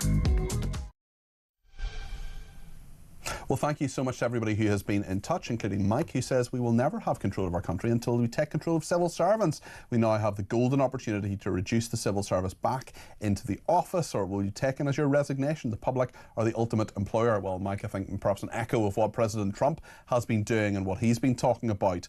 Thank you to Rob in Holywell as well. He says the reason Brexit wasn't carried out fully is due to vested interests of politicians, civil servants and diplomats who have never accepted that they have lost the opportunity of progressing to high status jobs in the EU Parliament. We need a Trump-like leader who will reform the civil service, says Rob. Well, thank you to him. Let's speak to Warren in Burnley about Brexit. Warren, you're very welcome to the programme. What would you like to say? Thank you, Peter. Good evening. Great show as always. Thank you. Yeah, it was. I think it was relating issues and topics that helped bring Brexit forward. In my opinion, I voted to leave. It's not been an easy road since we did, but I think over the next few years we will get there. However, circumstances prior to Brexit, under the Tory government, I don't think, to be fair, people are, being as good to them as they should be, especially the Labour Party. They still go on about the last 14 years of austerity. Well, I remember quite clearly and personally, because I suffered dramatically, in 2010, not just Britain, but the whole world suffered from the biggest financial meltdown that it's ever faced in the history of the world. Now, that financially, they had to find money, which they ended up creating, the best part of £860 billion worth of quantitative easing, that's right, yeah. Yeah. One way or another has to be paid back, even though the banks were kept afloat. And it's funny because it leads into another reason why they did that. And the reason was, at the time, oil, for instance, was $36 a barrel. Within a 6-9 month period, it went up to $150 a barrel. Yeah. Yeah? Well, what pressure does that put on any economy, from running your public services, from running anything, buying just your fuel? Our fuel went up to £1.70, I think, a litre. It was just ridiculous. However, the pressure of that, obviously, nobody seems to talk about anymore. No, you're right. And there have been, well, what you've correctly identified there, Warren, is a number of very, very big seismic changes, really. And COVID, of course, and the COVID lockdowns created a big economic shocks as well. And I wonder whether, even within the last, just bring it up to date, in the last 5 years, Warren, that you believe that Brexit has actually had a chance to succeed, given the economic headwinds that have been in front of it. Personally, I don't think it has yet. No, and I think so. Is it then too early to say? Sorry to interrupt you, Warren. Is it then too early to say? Do you think? Whether it's worked or not, yes, I think it is, because we're still feeling the ripple effect from 2010, and certainly we're still in a wave of problems from COVID. There's businesses out there that have never recovered, and I think people are quick to forget they were paid furlough. Thousands, tens of thousands of people were paid furlough. Yes. Which I think amounted to £500 million. All this money has to be paid back one way or another. And yes, the government in question at the moment, Labour, haven't got the funds to do things they want to do. I'm not certainly a Keir Starmer supporter or a Labour supporter. However, I do think there's consequences that have created the situations we're in.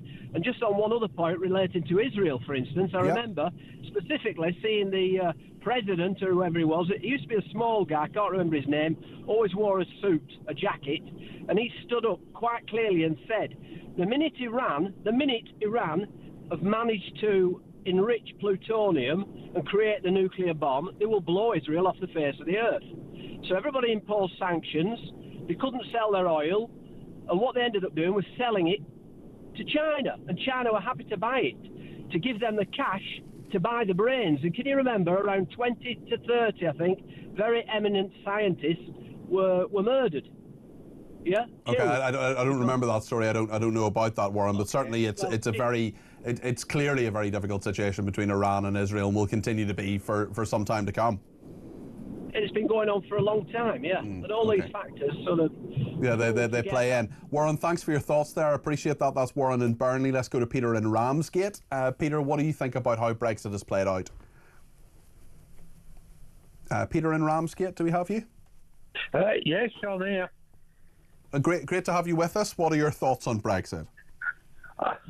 Brexit, really and truly, has never been done, has it? Really and truly. Boris Johnson would disagree with you. He would say he got it done. No. We all voted for Brexit. We did. And there was a lot of people in this country voted for Brexit. And what's happened? You've had half and half. And now you've got a Labour Party in charge that is not, well, they haven't got a clue. So what's happening? Well, I mean, do you not think it's been a success in any way? Do you not think it's been delivered in any way, Peter? No, I do not. Look, I'm going to be honest with you. I'm an old age pensioner. Now, I worked hard all my life, and I have worked, and I've got a pension from the state, which, because I've never had a day off of work or nothing like that, I have a good pension, not a bad pension. Yeah, sure. Now, what are they doing? Taking the heating allowance away from me? Now, I have to pay over £1,000 a year interest. So what have I got? Yeah. And I think a lot of people are asking that question, Peter. A lot of people are saying, what is the government actually doing for me, and where are the dividends, and what is what we've been promised actually happening? One thing the Labour Party certainly wants to do is to change the country and move us towards net zero, and that's what Michael in Hampshire wants to talk about. He's given me a ring on 0344 499 1000. Michael, what do you make of net zero? Is it going to be a great thing for this country? Is everything going to be absolutely marvellous at the end of it? Definitely not. It's probably one of the worst, most dangerous things to happen to this country in decades. Do we have to do our bit, Michael? Don't we have to save the planet? The planet doesn't need saving. This is the problem. We've all been sold a massive scam. I mean, you only have to go back to the 60s, the 70s, even the 80s. 1 minute the Earth's going to be boiling, next minute we're all going to be freezing. It's going to be an ice age. It's going to be, we're all going to boil to death. The planet constantly changes. We will never be without fossil fuels. Fossil fuels are inherent to our very existence, really, in modern day life. And when it comes to things like your solar farms, it's already been proven that they produce basically a massive heat island wherever they're installed. So they change the surrounding soils, because obviously with that heat it changes the composition, so it can't be farmed again, even if you did remove the solar panels. Yeah. Your wind turbines, again, there's evidence there now that it's messing with the likes of dolphins and whales with their sonars, etc., and wind patterns. So again, you're changing the climate in localised areas. And we also have the fact, Michael, that to support your argument, that China, India, and certainly the United States, you look at what Donald Trump has done certainly in the last couple of weeks, he's no interest in net zero. He doesn't want it to happen. No, it's sending everybody's economy to hell in a handcart.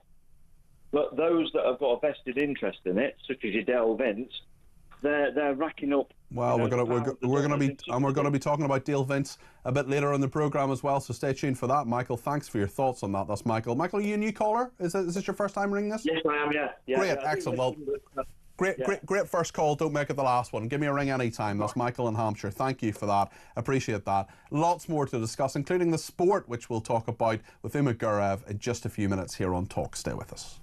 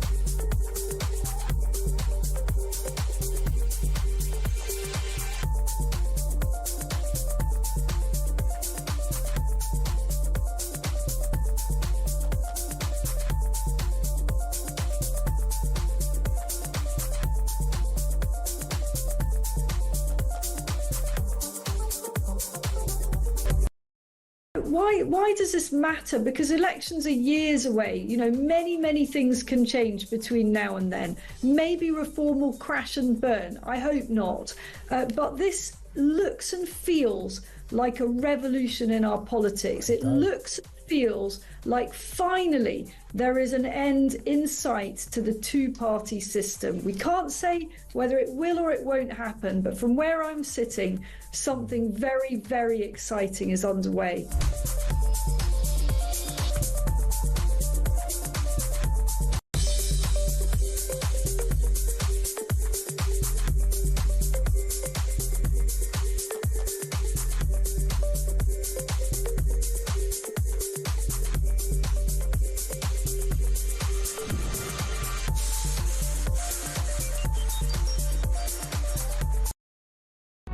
Across the UK, on DAB+, on your smart speaker, on your smart TV, and on your side. This is Talk. Thank you so much for your company this evening. This is Talk Drive, and if you're a car dweller on your way home, you are very, very welcome to the programme. Or maybe you're not, maybe you're home already and you are watching on YouTube or through your what's it called, smart TV. That's the word I was looking for. Thank you to Bob, who says I voted Remain, but due to the anti-democratic carry-on in Parliament and how the EU have treated us since we left, I would never vote to go back in. Shame everyone didn't listen, says AJB's.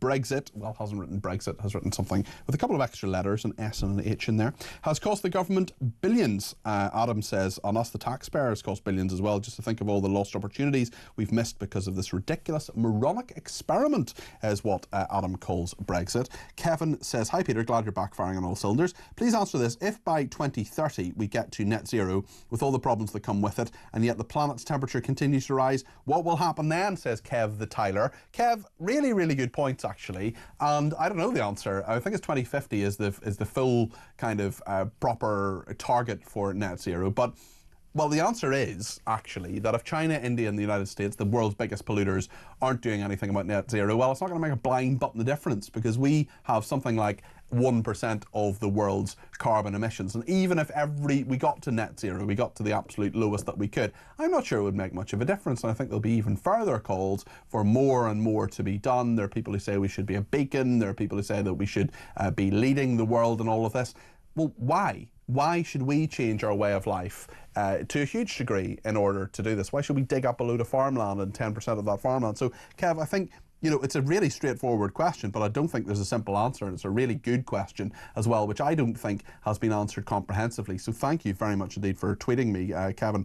Kev the Tyler sent that on Twitter. Also, I've got a tiling I could probably give you actually. I'm getting a new mirror installed. I'm going all middle class. I'm getting a heated mirror. Yes, really, getting a heated mirror. Not really sure why, but it means that you don't have to wipe the mirror if you're shaving. So yeah, that's what's happening. That's the excitement in my life. Now, for even more excitement, it is time for Sport Summary on Talk. Uma Gaurav is with us today. She is a TalkSport presenter. Uma, lovely to have you with us. Manchester City and Celtic found out their fate in the Champions League playoff ties. 2 blockbuster games. What happened? Yeah, this is really exciting because Man City, after just about scraping through to the next round of the Champions League, now have to play 15-time winners of the Champions League, Real Madrid, in the playoffs. It's not going to be easy. Out of the frying pan into the fire. Exactly. It's going to be really hard. And how often have we said that Man City are the underdogs in any single football game ever? But they are going into this kind of clash. And we're so lucky because this is the kind of match you'd be talking about seeing in the semi-finals, even the finals in previous years. But obviously this is the first season that we're trying out this new format of the Champions League, where they had that table and then the bottom 8 were eliminated.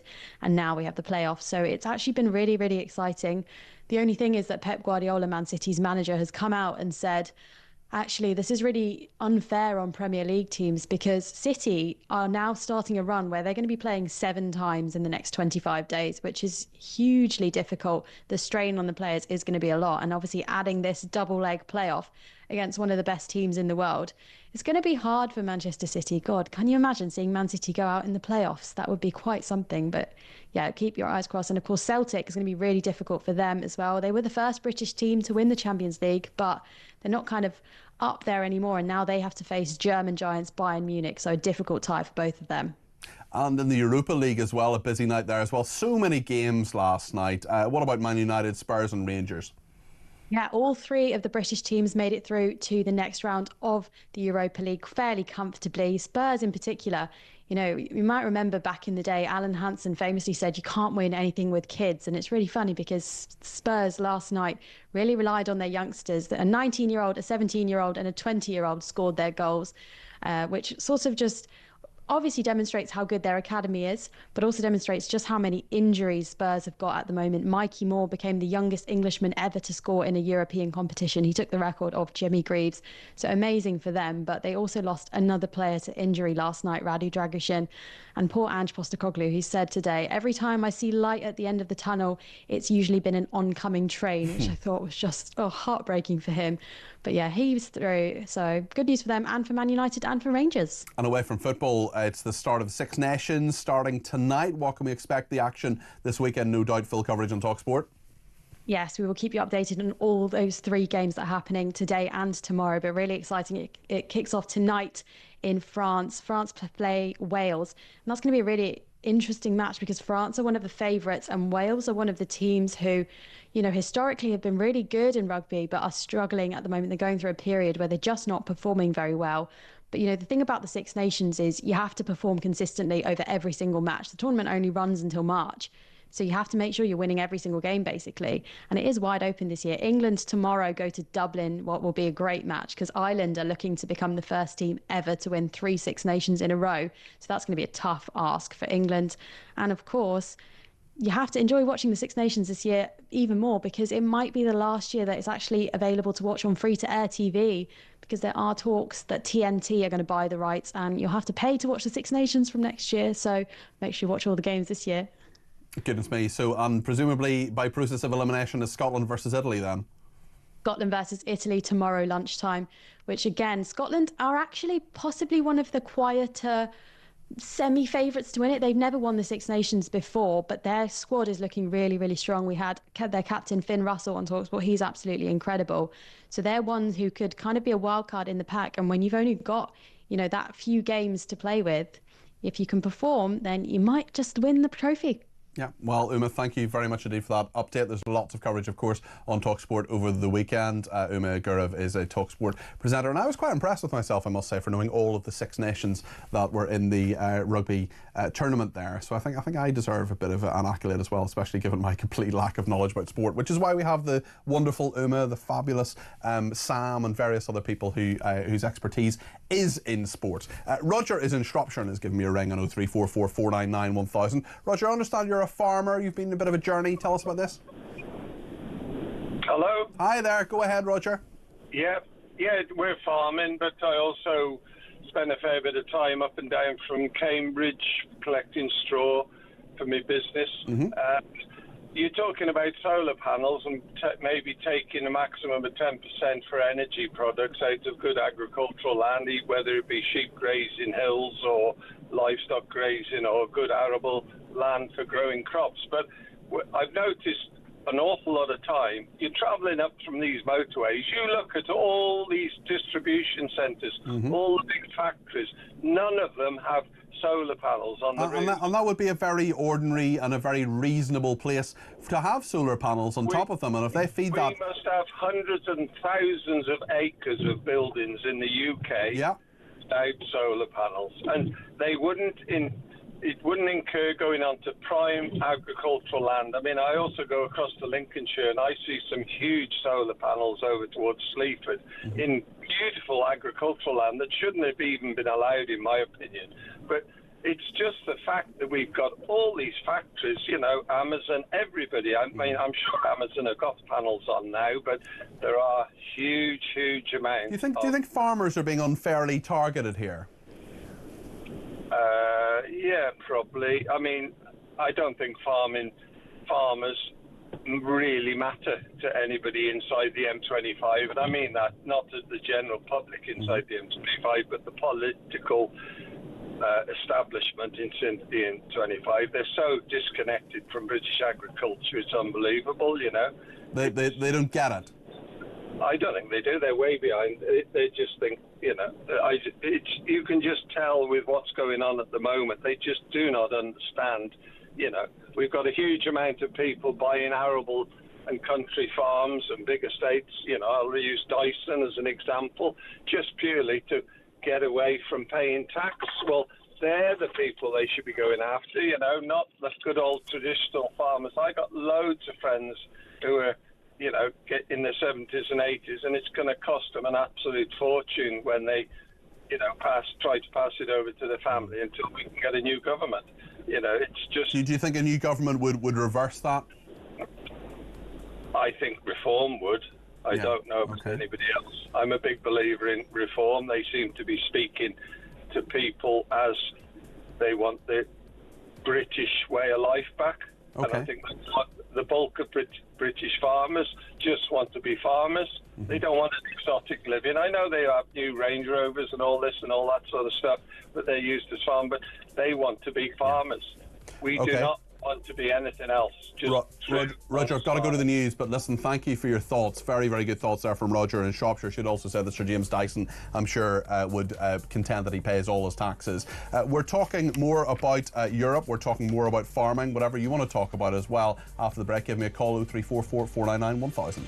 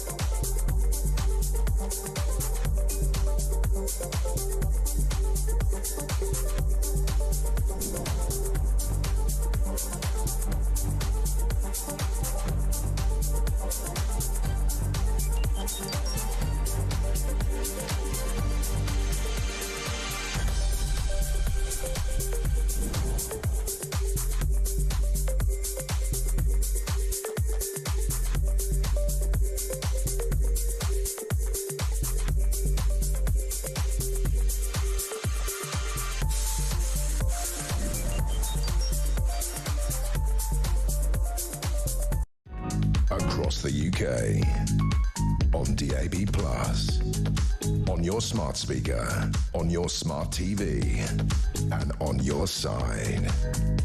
This is Talk.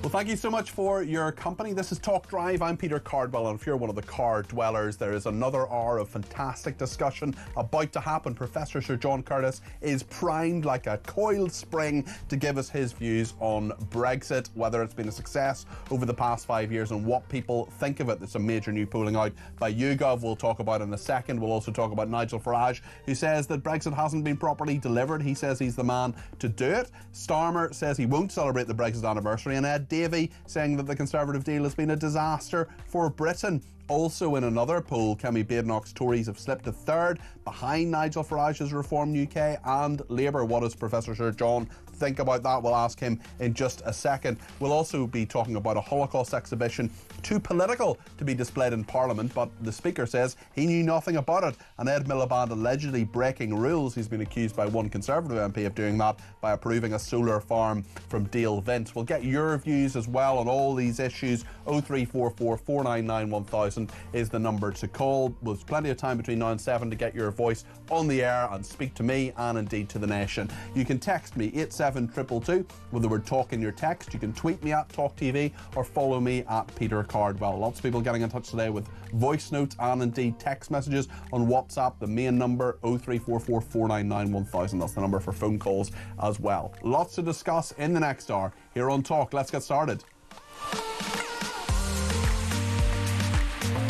Farming is a big issue as well that a lot of people want to have been getting in touch about, including Jane, who says soon to be recess in Parliament. Maybe the Prime Minister and his cabinet should spend the week on a farm, watch how one works instead of pretending they know how it does. Phil in Portsmouth, talking about the sport we've just covered as well, says 7 games in 25 days. Are you kidding me? For the amount of money they get paid per week, they should be playing every night, says Phil. I don't think they're physically capable of playing every night. Well, I expect they would be, but nonetheless, yes, it is obviously a huge amount of money that these people are paid, these footballers, and well for them. Derek says raising some tax for Rachel from accounts and get the civil service back into the office by classifying working from is the same as running a business from home.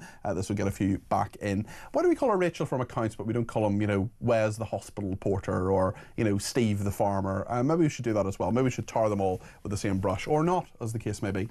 Professor Sir John Curtis is a polling expert. He's Professor of Politics at the University of Strathclyde, the doyen of polling in this country. And Sir John, you will have very, very closely looked at the polling both in 2016 and indeed when Brexit got done, or whether it did or whether it didn't. Our viewers and listeners have some differing views on that. Now we have another poll that says only 31% of people, this is YouGov, saying that Brexit has had a positive impact on Britain. 67% of people believing Brexit has had a negative impact on the cost of living, and 50% of Leave voters said it has a negative impact on immigration.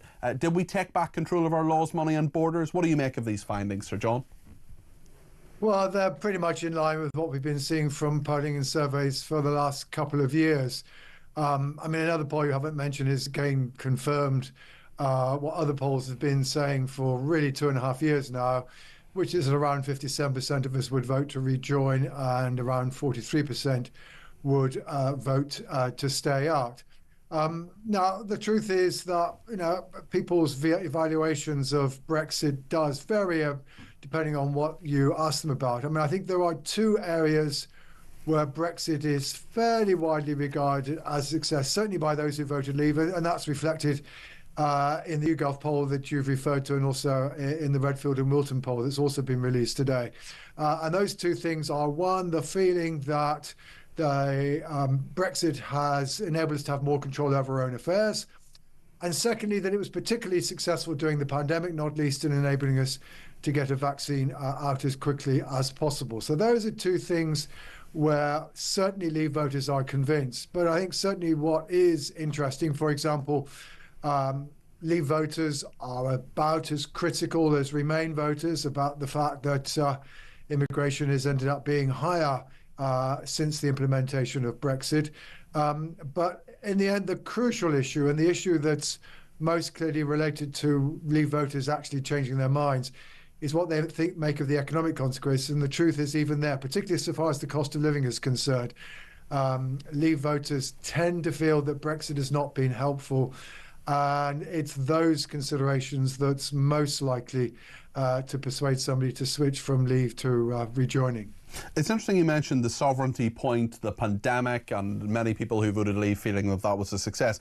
Is it not quite difficult to evaluate the success or otherwise in terms of people's opinions of Brexit because the pandemic was such a seismic change, arguably as seismic in terms of how the country runs, at least for a short time anyway, with lockdowns, as Brexit was itself?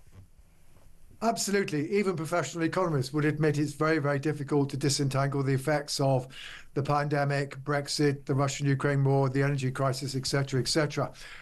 But of course, unfortunately for politicians, voters are not required to do that in order to make a judgment. And, you know, at the end of the day, the problem that has faced Brexit it was born in, shall we say, rather unfortunate circumstances. Some of it, frankly, of its own making. One reason at least why immigration has ended up being higher is that when we equalised the rules for EU and non-EU migrants and made EU migrants apply to come here, we liberalised the rules for non-EU migrants. That perhaps wasn't noticed at the time, but it was very clear. But equally, you know, the fact that the economy has been flatlining, the fact that the health service is not in a very good state, which again is another area where Brexit tends to be evaluated badly. The coincidence is enough for many voters, and the coincidence for those who believe in the Brexit project is, shall we say, undoubtedly been unfortunate so far as being able to persuade the public that Brexit has made Britain a better country and a better off country. Nigel Farage, who is riding high in other polls at the moment, certainly Reform UK is the leading party in a number of different polls. You talked about judgment there. His judgment is certainly that he would deliver a different form of Brexit, a true Brexit, a pure Brexit, in terms of what he is saying. How much appetite is there for that, do you think, looking at the polling information that you've seen? Well, I think it's certainly the case that quite a lot of the Leave voters who are negative about how Brexit has been pursued so far, particularly not least on the issue of immigration, are sticking with the idea that Brexit is still, in the end, a good idea, and that perhaps to some degree at least, well, either the circumstances were unfortunate, as I said, or that an alternative implementation of Brexit might have been more successful. I mean, it's certainly immigration is the case where that argument is clearest, because, you know, at least in part, it's a product of decisions that we made, and that connection is very, very clear. So yes, and if you ask people whether or not they think, you know, Brexit was a bad idea in the first place, it was never going to work, or whether if it was implemented properly, it could be successful.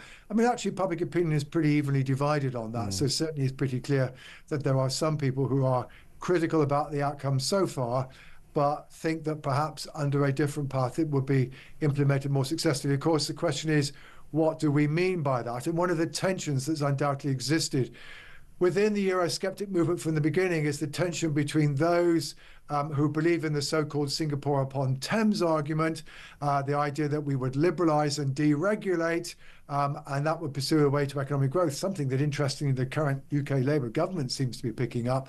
And those who said, no, the point about Brexit and the point about control is that we can actually protect our economy against external forces. Now, that kind of scepticism is perhaps at the moment most clearly manifested in Donald Trump's argument in the US for tariffs. But, you know, for example, Reform are arguing that we should be trying to protect our steel industry and not allowing it all to go.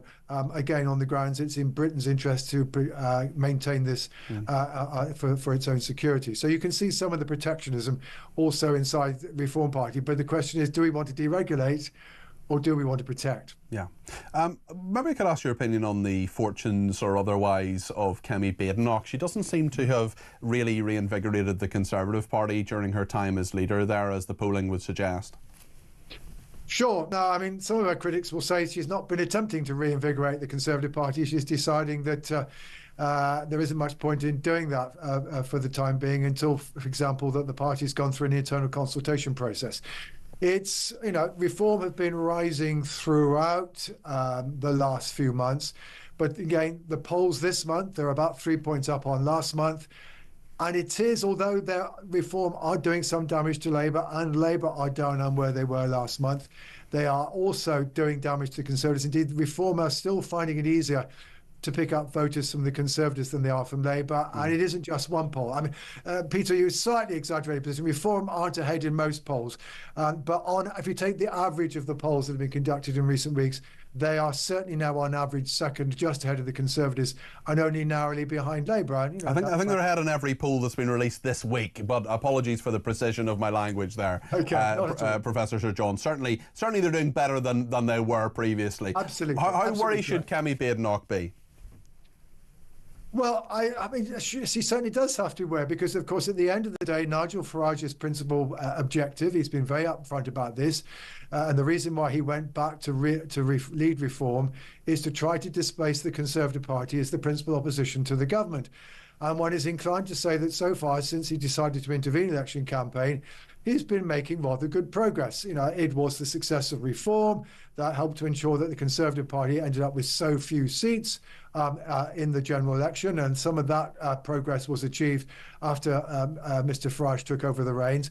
And since the general election, you know, reform have now added another 9 points or so onto their tally. And as I was saying, a lot of that has come from the Conservatives. Yes, the Conservative Party does need to work out fairly soon how it's going to try to stem that tide. I think the only thing I would say is that while it is true that those who are backing reform are undoubtedly coming principally amongst those who are supporters of Brexit and those who are concerned about immigration, that isn't just what they're concerned about. Mm-hmm. They're also concerned about the health service. They're also concerned about the economy. And it is the Conservatives' record on those two issues, which is were the two things that pushed people away from the Conservative Party in July. And it's those issues above all that Ms. Badenoch has to try to deal with. John, thank you. That's Professor Sir John Curtis there. He's a polling expert, Professor of Politics at the University of Strathclyde. Thank you also to Ben in Plymouth, who says, I don't know anybody who wants to rejoin Europe. We all know we've been stiffed by successive governments since Brexit. Starmer is hated right now and I don't see that changing. Someone else says, Peter, we aren't to blame for Brexit being scuppered. The EU have blocked or drawn out everything the country tried to do. The thought of going back to those nasty, spiteful lot is awful. Another texter says, we had 50 years of connection to the EU and still after all those years decided to leave. Clearly not that good then, was it? And Ian Brown, brackets, not that one, says Brexit was a flawed vote, should have been compulsory vote, so the result would have been airtight. With such a close vote, with those who voted enabled with stalling, I voted to stay, accepted the vote, but glad we're out, says Ian. Well, thank you very much indeed. I don't know how I feel about compulsory voting. Let me know your thoughts. In Australia, they do it anyway, and you get fined if you don't vote. Craig is in Oxford. 0344 499 1000 is the number that he's called. Craig, you're very welcome to the programme. What would you like to say? Yeah, good evening. Yeah, I think what most of us can agree on is that the majority of politicians are completely useless when they do believe in something. And what we had with Brexit was, and the best way I can describe it, and getting the Westminster bubble to try and orchestrate it, would be like getting a bunch of vegans to organise a barbecue. Right. Yes. You know, they've got no interest in it. They didn't believe in it. They don't want it to happen. And so they're never, in a million years, going to be able to deliver something they've got no faith or belief in. Did Boris Johnson not believe in it? Did he not deliver it? We still haven't had it delivered. You know, we're legally out of Europe. We're not a member of the EU anymore. Yes, yeah, but we're still being restrained and choked off by the European Court of Human Rights on several factors. That's different to the EU, though, isn't it? Certainly. But, I mean, you feel that a different form of Brexit is needed. Is that, I mean, Nigel Farage says he can deliver that. Do you believe him? It's about one of the few people in Westminster I do believe. Okay, yeah. You know, unfortunately, where our politicians come from is the wrong place currently. If you were designing a society from the start up, from your politicians, they need to be problem solvers. They need to have ideas, and they need to be able to deliver those ideas. All we've got is people that know when to stand up and grunt on a Wednesday and how to not answer questions. Yeah. You know, they don't have the skill set for the jobs they cover. They're all completely useless with the exception of a handful, and we've proven it. You know, and they've proven it time and time again. Craig, thanks for your thoughts this evening. That's Craig in Oxford there. If you want to add your thoughts, maybe you agree with Craig, maybe you don't, 0344 499 1000. We're going to talk to Gary Maund in a minute. He's chairman of the National Jewish Assembly. This is a fascinating story. It's about a Holocaust exhibition to be displayed in Parliament. This is the 80th anniversary of the liberation of Auschwitz. And it was told, a commission decided that it was too political to be displayed in Parliament. Well, the Speaker certainly says he knew nothing about it. It was rejected way before it got to Sir Lindsay Hoyle's desk. And I think we can actually say that quite clearly that Lindsay Hoyle has done an awful lot to try to remember the Holocaust, certainly this week and many other times, and he's been a pretty good speaker, I think, in many respects. But we'll talk about this story in just a minute here on Talk.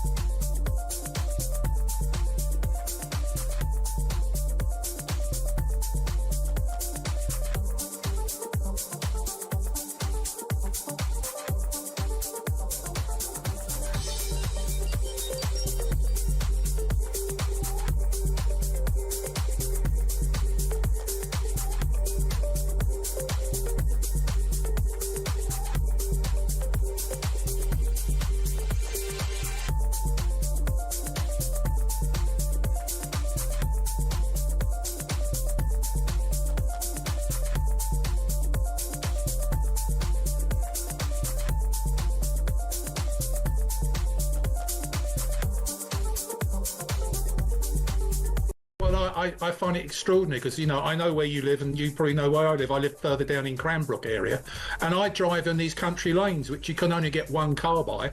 And you've got a sign that says de-restricted, which means you can do 60 miles an hour on it. Yeah. So I think really all our roads need to be reassessed for basically what they're fit for purpose and whether they're safe. If they can be 30, they can be 30. If they can be 40, 50, etc. Yeah. All I'm saying about it is I just don't believe these figures. And you said it yourself. I think it's pretty convenient at this time.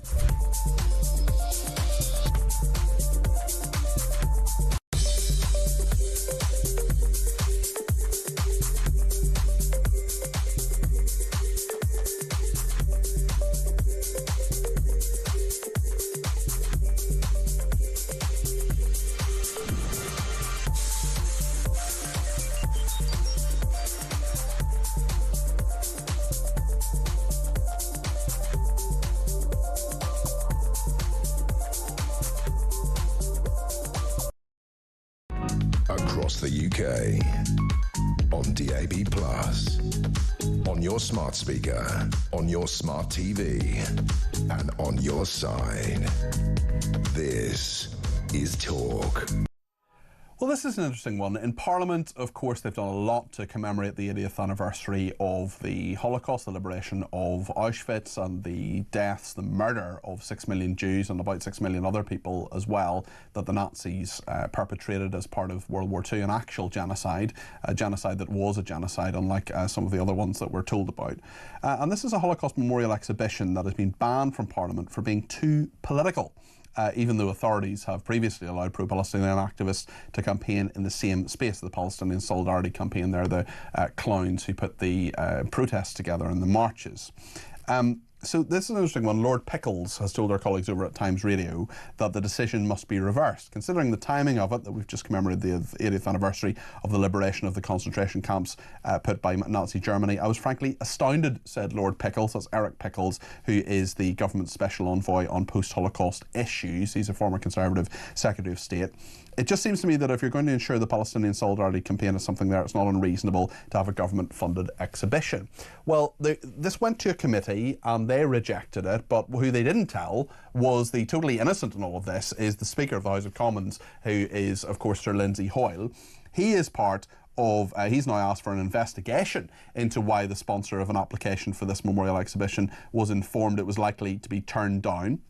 We've got a statement from the House of Commons Speaker's office. Sir Lindsay Hoyle and the other key holders, the Lord Speaker, that's Lord McFall, John McFall, and the Lord Great Chamberlain, who I'm sure you will know is Rupert Francis John Carrington, the 7th Baron Carrington, not that we had to look that up, were not involved in the decision-making process as the application was turned down at an early stage. The Speaker's gone out of his way to make the Jewish community feel welcome in Parliament, and last week held an early Holocaust Memorial Day ceremony in Portcullis House, featuring testimony from 2 survivors. Sir Lindsay said, I had absolutely no knowledge of this request and was never asked about it. I'm disappointed it was turned down without input from the Lord Speaker, Lord Great Chamberlain, or myself. The Holocaust was one of the darkest chapters in human history. 6 million Jewish people were exterminated by the Nazis, alongside millions of other victims targeted by hate and tyranny. We have held 5 Holocaust Memorial Day ceremonies in the House of Commons since I was elected Speaker, because it is so important that we remember those whose lives were cut short in the most brutal way and hear the stories of those who survived, even as the burden of memory has weighed heavily on their shoulders. I've now asked for the House authorities to conduct an investigation into how this decision was reached. I would also like to meet the organiser of the exhibition to find out more about it. And we're also told since Lindsay Hoyle was elected in 2019, he's celebrated Hanukkah in the Speaker's House. He's instigated an annual ceremony in Westminster Hall from 2023, which is now a fixture of the parliamentary calendar, and an exhibition marking the 80th anniversary of the liberation of Auschwitz-Birkenau has been on display in Portcullis House for the past month, featuring a virtual survivor, Manfred Goldberg. Well, Gary Mond is the chairman of the National Jewish Assembly. I think it's pretty clear, Gary, that the Speaker, Sir Lindsay Hoyle, hasn't done anything wrong here, but whoever it was, whoever decided that this was too political to go forward in the first place and was likely to be turned down, needs to be held to account. Absolutely right. I've no doubt that Sir Lindsay is very philo-Semitic. He's done a lot of work with the Jewish community in the past. But at the end of the day, the buck does stop with him. And what has to happen in this investigation is to find out exactly who believed that an exhibition on anti-Semitism could be deemed to be too political. It begs belief. It does, and this is the installation. The installation itself, Gary, is called the Vicious Circle installation. It was created by Mark Kay from the National Holocaust Centre and Museum. It tells the story of anti-Jewish Jewish pogroms from Kristallnacht in 1938 to Baghdad in 1941 and then through to the 7th of October 2023. To me, that seems pretty straightforward. Very happy for that to be in Parliament. Can't think of any reason why it shouldn't be. Agree completely. The National Holocaust Museum in Nottinghamshire in Sherwood Forest is well worth a visit to see so many exhibits regarding to the Holocaust and other matters relating to anti-Semitism. They're absolutely right. It would have been a splendid exhibit, well worth everyone seeing, especially if we're going to be serious about the fight against anti-Semitism. Who on earth could believe that it's too political to show an exhibition that relates to broad areas of anti-Semitism? And it's been in the Brussels Parliament. It's been in the German Parliament as well. Exactly. He wanted it to be there for Holocaust Memorial Day on the 27th of January, but the application was rejected. He told Times Radio it's one of the great tragedies, I think, of the social media era, and my fear is that by Parliament being perhaps more ready to house one side of the argument but not the other, that's kind of dangerous. No. You've got on the one hand an exhibition relating to anti-Semitism, pure and simple. You've got on the other side an exhibition relating ultimately to supporting Hamas, a terrorist group. And yet the powers that be believe that the Hamas exhibition is one that should be supported, and the one supporting talking about anti-Semitism and explaining the background to it should not be. It is absolutely, it couldn't be made up. Just couldn't be made up. What do you want? Well, I mean, you're obviously saying that he's got this investigation, you want him to get to the bottom of it. Do you think an apology is appropriate now from the Commons authorities or from Sir Lindsay Hoyle, although it's clear he didn't know about this and it was rejected by someone much further down the chain? In my personal opinion, P45s for those who are responsible. Okay. Gary, can I ask you about something else, actually, which is the release of the hostages in Israel? I know you follow events there very, very closely. We spoke to Ashley Baki earlier on, who's Agam Berger's cousin, who's been campaigning, and we hear the great news that hopefully Keith Siegel will get out tomorrow. I've spoken to his wife, who was, as I'm sure you know, was a hostage herself for over 50 days, Aviva Siegel, a really brave and brilliant woman. How do you think that's progressing? Because we've seen horrendous scenes on the process of those hostages getting out and Hamas terrorists surrounding them and being very intimidatory. How do you see this process going on? Because on Monday we're going to see a lot more negotiation really of the next phase. I find it difficult to predict how it's going to go. It's a very finely balanced argument. Everyone is saying, of course we want the hostages out, and of course we do want them out, but there's a price to be paid, and the price is the releasing of hundreds, if not thousands, of terrorists with blood on their hands, Israel giving up all the gains it made during the war, which means that many soldiers will have died in vain. So it is a very, very difficult situation for Prime Minister Netanyahu to decide on exactly how he's going to move forward. Of course we want to see hostages freed, but it seems that there's a big price to be paid, and it's going to be down to the Israeli government to decide how best to play it.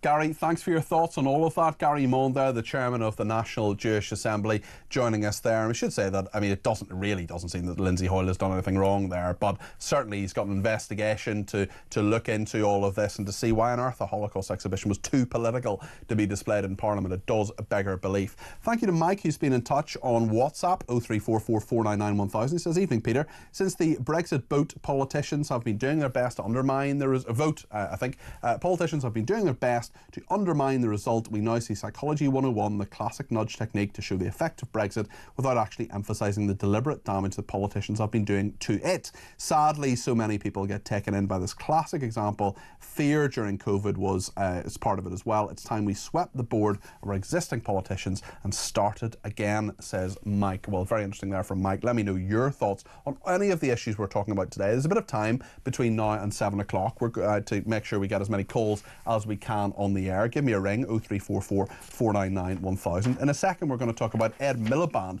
and whether he broke rules by approving a solar farm from Dale Vince. Now, Dale Vince, of course, has given an awful lot of money to the Labour Party. Ed Miliband denies that he has done that, of course, but we'll look into this. And also the story we were talking about a little bit earlier on, which is Steve Reid, the Environment Secretary, saying that he thinks that about 10% of land in Britain and across the UK should be covered with solar panels. Let us know what you think about that or any other story we're talking about or anything you think we should be talking about. 0344 499 1000. Stay with us here on Talk.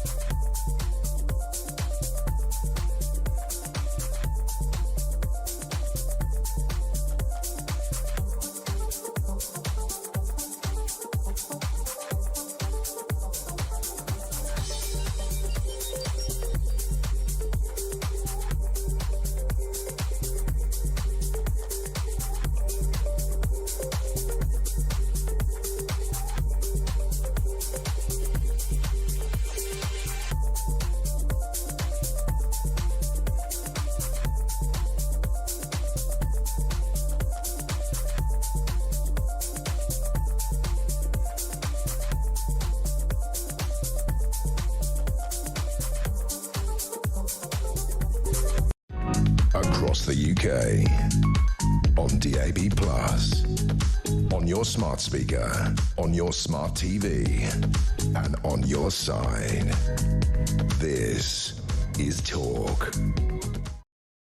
It was a great story that was handled to me by my producer Ryan earlier on today. A woman has been arrested after saying on social media, she commented, "Hey guys," underneath her own wanted appeal poster.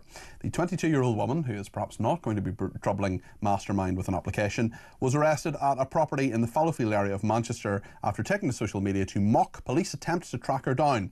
The woman was seen to taunt police online after a wanted appeal was uploaded to the Greater Manchester Police social media account. The 22-year-old was arrested on suspicion for failing to appear at court for 3 counts of assault of an emergency worker, lovely, drug offences and theft. Her arrest by officers from the Forces Manchester City Centre team followed a search of the residential address, with the woman found hiding beneath a pile of children's toys in the bedroom at the property. Yes, well done there, really will keep you away from the police there. The woman was further arrested on suspicion of assaulting a police officer. Sounds like a lovely human being. She remains in custody for questioning by Greater Manchester Police detectives. Yeah, putting on social media, "Hello, I'm here. Hey guys." Perhaps not the best plan there, although many criminals, especially those who get caught, are perhaps not the most intelligent. Of course, she is innocent until proven guilty. Right then, let's talk about Ed Miliband, whether he broke rules by approving a solar farm for Dale Vince. Dale Vince, of course, no stranger to this station, and this is that Ed Miliband has been accused of breaking the ministerial code after his department approved an application for a solar farm owned by the millionaire Labour donor Dale Vince. The Department for Energy Security and Net Zero signed off on Hecklington Fen Solar Park, a 524-hectare solar park in Lincolnshire, which is owned by Ecotricity, which is Mr Vince's green energy company. The company has donated £5.4 million to Labour since 2021, making Mr Vince one of the party's most prominent business backers. Well, we should say that a government spokesman said no rules have been broken. Political donations have no influence over how planning applications are considered. There is a rigorous process in place to ensure all planning decisions follow strict propriety rules and weigh up only material planning considerations in the decision. In accordance with this process, the Energy Secretary recused himself from the decision, which was delegated to Lord Hunt. Solar power is crucial to delivering our clean energy mission, and we make no apology for supporting the development of clean energy infrastructure to provide cheap energy and protect household bills. Well, Angela Knight is the former Chief Executive of Energy UK, former Treasury Minister. Angela, does this pass the smell test for you? No, it doesn't pass the smell test in 2 ways. I mean, firstly, because the relationship is simply too close. And whilst clearly, whoever you support, whatever, is a personal choice, and you can subsidise or donate or whatever to political parties, the reality is that what should have happened here is the decision should not have been made by any ministers at all. It could have been delegated to the Permanent Secretary or maybe another route.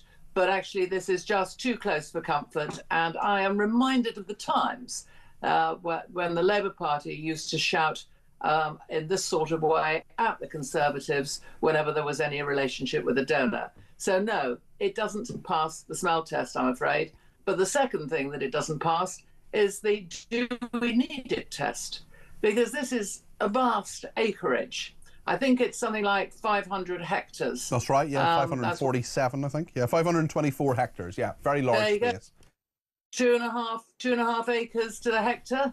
That's an awful lot of lands being taken out. Lincolnshire is a very productive agricultural part of the country. But you see, we're not a country that's particularly sunny. I had a look at my app just before coming on today to see exactly what had been happening in the way of providing energy to our homes. And the majority, not surprisingly, has been coming from gas today. And it's less than 3% from solar, because it's not a sunny country. And it's certainly not a sunny country in winter. If we are really going to have a proper, sensible energy policy and say we want it as clean as possible and low carbon as possible, we need to also address the question of security. And that means that we need to be building the low-cost, repeatable, small-scale nuclear reactors. And that would be a much better source of power for this country, for us as people, and better priced. It would be reliable, and it wouldn't take up anything like as much room as that solar farm that they've just granted. Does Labour get that in terms of these small nuclear reactors? Does Labour understand that nuclear is part of the solution as well to the energy crisis? A lot of words, but no action seems to take place. Rolls-Royce small-scale nuclear reactors, they've been pushed back yet another year for approvals. It doesn't have to be like that. I mean, these things are running elsewhere. The reality is that it's almost as if Ed Miliband is just on some sort of crusade called wind, solar and battery, and that he won't really consider anything else. And that is dangerous when you have got a senior cabinet minister who doesn't seem to listen to the facts, doesn't seem to listen to the options, and going hell for leather in one direction without a sensible economic plan. That is a real worry. I do worry about net. I'm not necessarily against net zero as a concept. No. What I wonder about is the point, and I wonder whether actually, especially when you've got an administration in America that clearly couldn't give a fig about net zero, and that's fine. That's its perspective. It's democratically elected. You've got India and China who clearly don't care about net zero either, and we're in a situation where we're, perhaps overreach here. We're really doing a lot of things to get to net zero when we're actually 1% of the carbon emissions, Angela. Yes. And I just wonder about changing both the economic and energy framework, two things you know an awful lot about as a former Chief Executive of Energy UK and a former Treasury Minister for the Conservatives. We're in a situation where we're really changing a lot of things, and I'm not sure really why and what the benefit is. We're changing a lot of things without having a clear and sensible plan, one that is doable from both a cost perspective and an engineering perspective, and that you can take the people of the country with you. That's what we're not doing. I can wholly buy the argument which says, everything that we do, we should do as clean as possible, and I don't have any objection at all to reducing our carbon footprint. I personally think that it's a good idea. But if you are going to do this, if we as a country are going to do this, then what we require is a sensible plan. We need to do it in an affordable way over a timescale that allows us all to get there, and you've got to take the people of the country with you.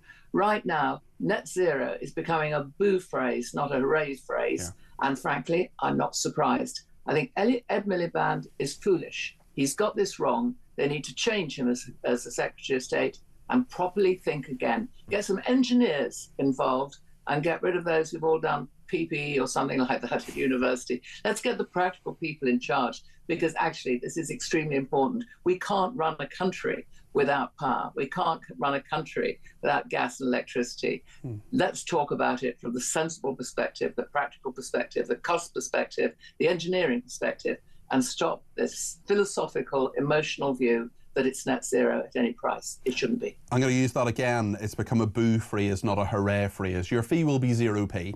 Angela, thank you very much indeed. Much appreciated. And a lot of sense spoken, as always, by Angela Knight there, former Chief Executive of Energy UK, also former Treasury Minister under the Conservatives. It really does beggar belief, I think, that this whole net zero stuff that we're moving towards, I mean, as a general idea, maybe it's not such a bad idea. I'm not sure that we need it or don't need it, but it's just the pace and the fact that we're changing so many things. No doubt there's a perspective coming from Michelle in London, who's given me a ring on 03444 499 1000. Michelle, what would you like to say?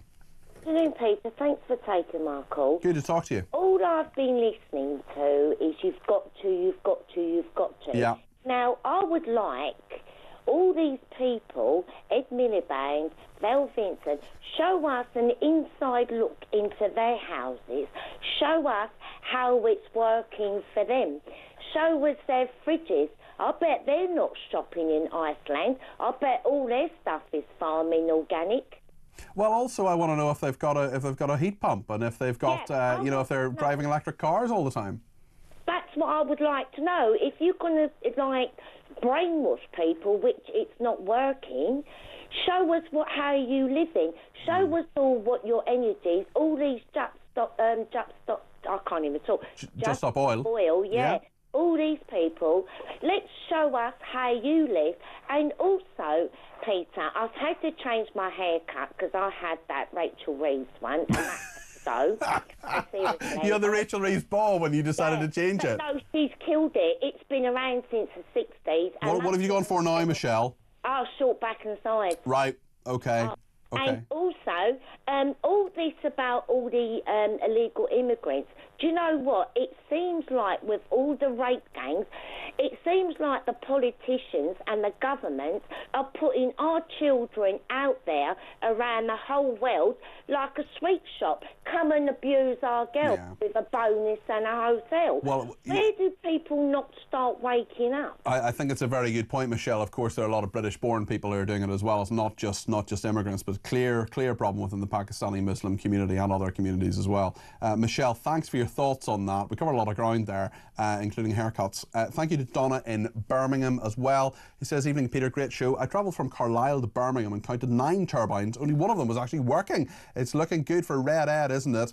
Says Donna, I think her tongue firmly in her cheek. Chris in Newbury says, "If we've left the EU, why is my ChatGPT, I can never say that, ChatGPT, restricted so I can't use the very latest AI agents or advanced AI video generator that are currently not available in the EU? It's because we tied ourselves to EU data regulations. The UK has to go on the AI slow lane because we haven't really left the EU," says Chris in Newbury. More of your opinions coming. Get your call in during the break. Plenty of time between now and 7 o'clock to have a proper old chin wag. 0344 499 1000, whatever is on the tip of your tongue, you let me know. We'll talk to Kevin O'Sullivan as well about what's on his show. He's in this studio between 7 and 9 tonight, and then he'll be on between 9 and 10 with what just happened. We'll talk to Kevin very shortly and take your calls. That number again, 0344 499 1000.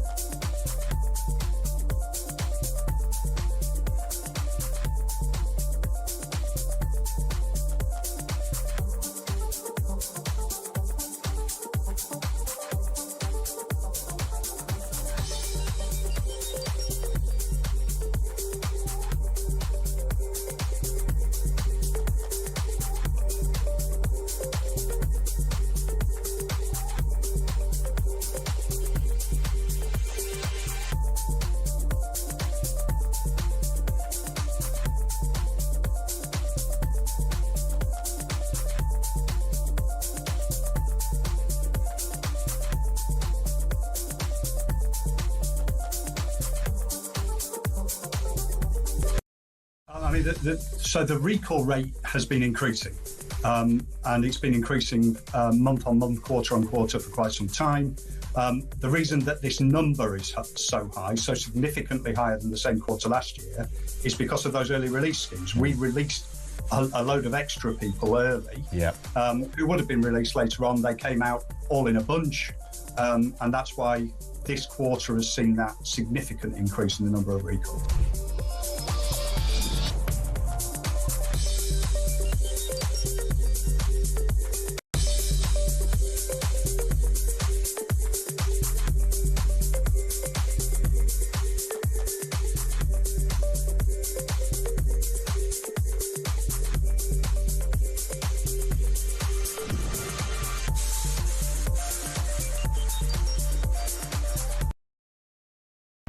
Across the UK, on DAB+, on your smart speaker, on your smart TV, and on your side. This is Talk. This is indeed Talk, and if you're one of the car dwellers on your way home or out perhaps for the evening, you're very, very welcome to the programme. Ditto if you're with Talk listening on DAB at home or on your smart speaker. Remember, you can watch on YouTube or your connected device as well. You can watch on your smart TV. 74% of homes have a smart TV, so you can get us on the app, certainly. Bill has been in touch. He says, Peter, you've heard the phrase, if you're not part of the solution, you're part of the problem, as we're not part of the global emissions problem in reality. Why are the Labour loonies insisting we are? Great show, up the revolution, says Bill. There we are. Let's hear from Steve in Leeds on farming and indeed on turbines. Steve, thanks for the call, 0344 499 1000. What would you like to say? It's just a quick point. I was watching all the news about the farmers and the inheritance tax from one farming family to another. Yes. And it just struck me two things. The King's a big environmentalist. He's really big into talking to trees and plants. Yeah. So I don't see any...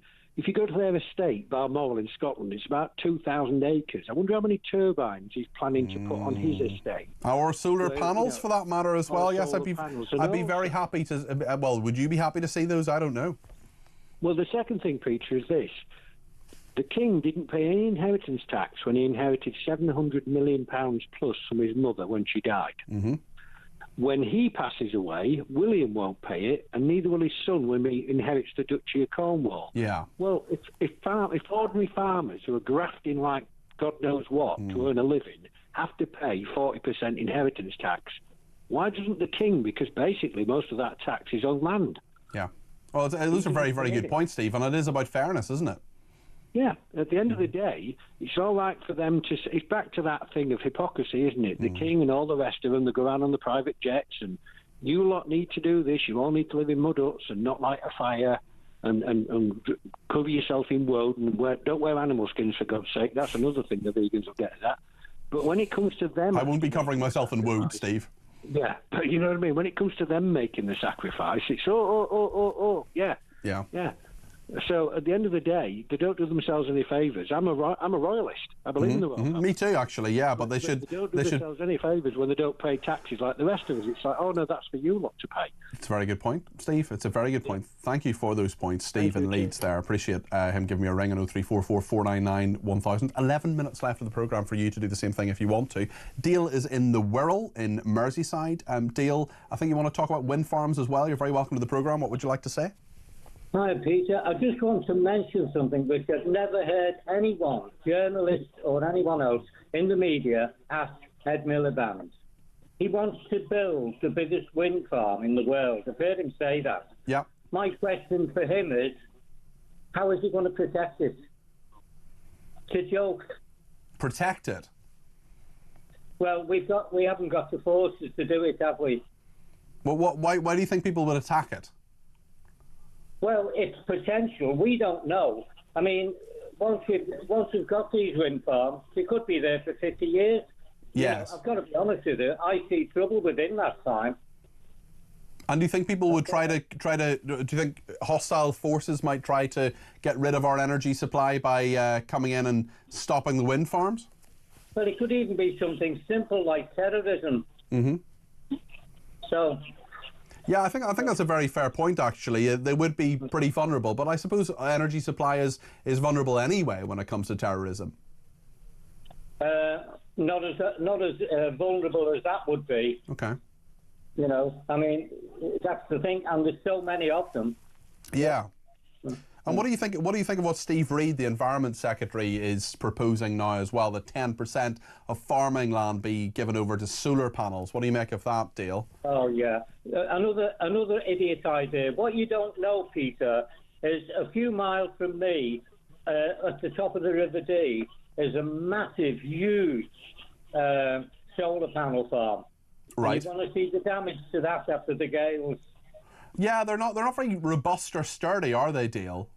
No, they're like an aeroplane wing. You know, you get the wind under that and they come off. And where I'm talking about, if you look on Google Maps, the top of the River Dee, yeah. Mm-hmm. Yeah, no, I know what you mean. There's a lot to think about there. I mean, do you think this net zero stuff is going too quickly, Dale? Do you support it in concept or not at all? Well, in theory, everyone throughout the world should start being a bit more careful. But hey, for the amount of difference we're going to make, it's a joke. Well, it's just not a lot of difference, is it, really? Dale, thanks for your thoughts. Really appreciate that. Have a really good weekend. And don't forget to tune in tomorrow. I'm on between 10 and 12:30 tomorrow and 10 and 1 on Sunday. Hoping to have some big interviews for you over the weekend, certainly. So it'll be good to be here on these programmes and on this station, certainly. Jill is in Cornwall. Jill, I think it's Brexit you want to give me a shout about. What would you like to say? Oh, gosh, there's so many things, aren't there, to sort of upset the public. It doesn't matter what it is. If you have ever been near one wind turbine, you will know why people hate them. They are so noisy. It is just unbelievable. They're really big as well. They're very unsightly, aren't they, Jill? They're horrible, absolutely horrible. And when the wind picks up and it gets a bit speedy, instead of it being a benefit, they have to turn the darn things off. Yeah. So, I mean, it's a joke. And as regard to Brexit, well, Brexit, I put my cross on the paper. Yes, I wanted to. But have we left? No, we haven't. We're still forking out. We're legally out of the EU. Well, legally is one thing, but are we really? I mean, what did Sunak give France so many millions of pounds a little while ago? Yeah, well, that was supposedly about sorting out the migration situation, and I just don't think they've lived up to their promises. Well, exactly. You know, I mean, we've given them more money and nothing's happened. It's got worse. You know, and we've got fishermen, French fishermen, kicking up because they can't fish in Cornish and Devon waters. I mean, I just feel that it doesn't matter what we've signed or what we've said we want to do, because it's left these numpties that are now running the country and they decide what Brexit is all about.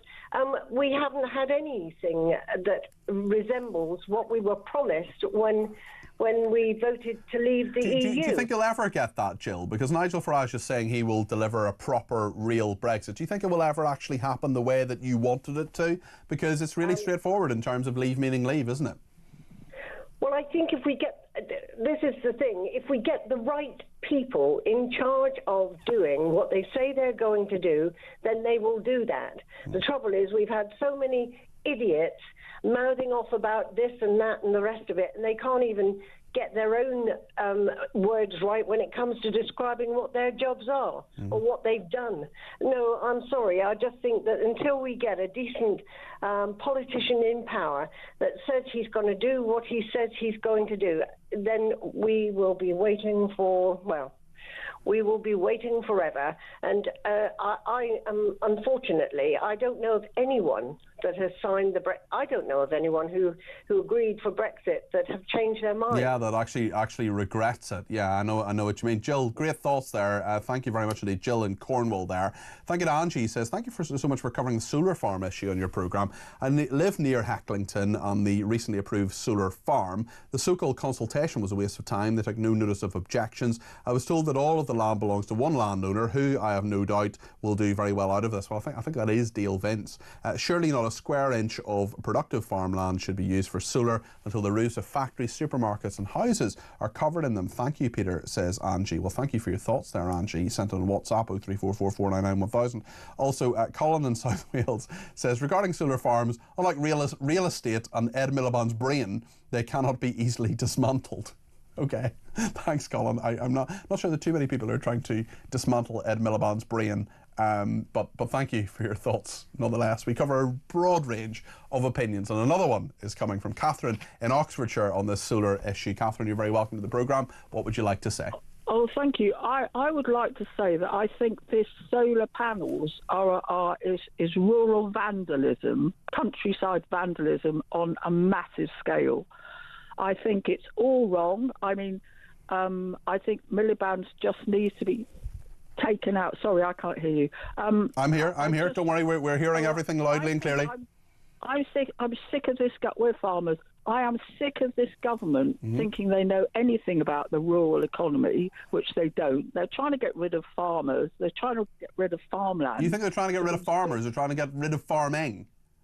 Farming, yeah. The government are trying to get rid of farmers. Okay. I mean, what with the death tax, pension funds will buy the land. They're in bed with, this net zero thing, and I think it's just, it's absolute vandalism to put good corn growing, animal land, anything rural. What are these people? They go on about all these things, but what are people going to eat? Yeah. Why don't they value? And you've got all these urban elites who haven't got a clue about the rural community. They haven't got a clue about farming, and I think they if they just don't respect the green land in this country, it'll be devastation. What do you do on your farm, Catherine? What do you farm? We farm corn and beef. Okay. And our philosophy is we look after them and they look after us. Yeah. And over my dead body, and I would love to speak to somebody like, that awful Darren Jones or that awful other man who's in the Treasury, and Rachel Reeves. They have no idea what farming life or rural life is like.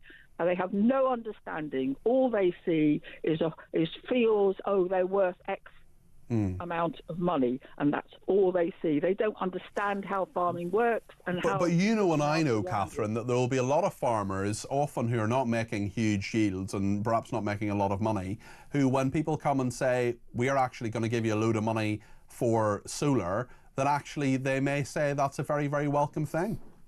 Well, I only locally the other day had to go somewhere else, and I looked to on both sides of the road, and I saw these panels, and I thought, it's wrong. It's good, crop growing land, animal grazing land, and it's wrong, and they shouldn't be. I mean, I only just put the TV on. Sure. So Who decided that a tenth of the land is going? Would you? Well, it's Steve Reid. He's the Environment Secretary, Catherine, and perhaps he has a lot to answer for. Thanks for your call, Catherine. Really appreciate it. And also from Dean in Aberdare, says, why are we complaining about the aesthetics of wind turbines, but not the electric pylons that have scarred our land for decades? Turbines are better looking, he says. Kevin O'Sullivan is here on the other side of the news. Kevin, just about 30 seconds to tell us what's happening in your programme. We're going to kick off. We got a call last night from a distraught mother whose son was arrested by the police.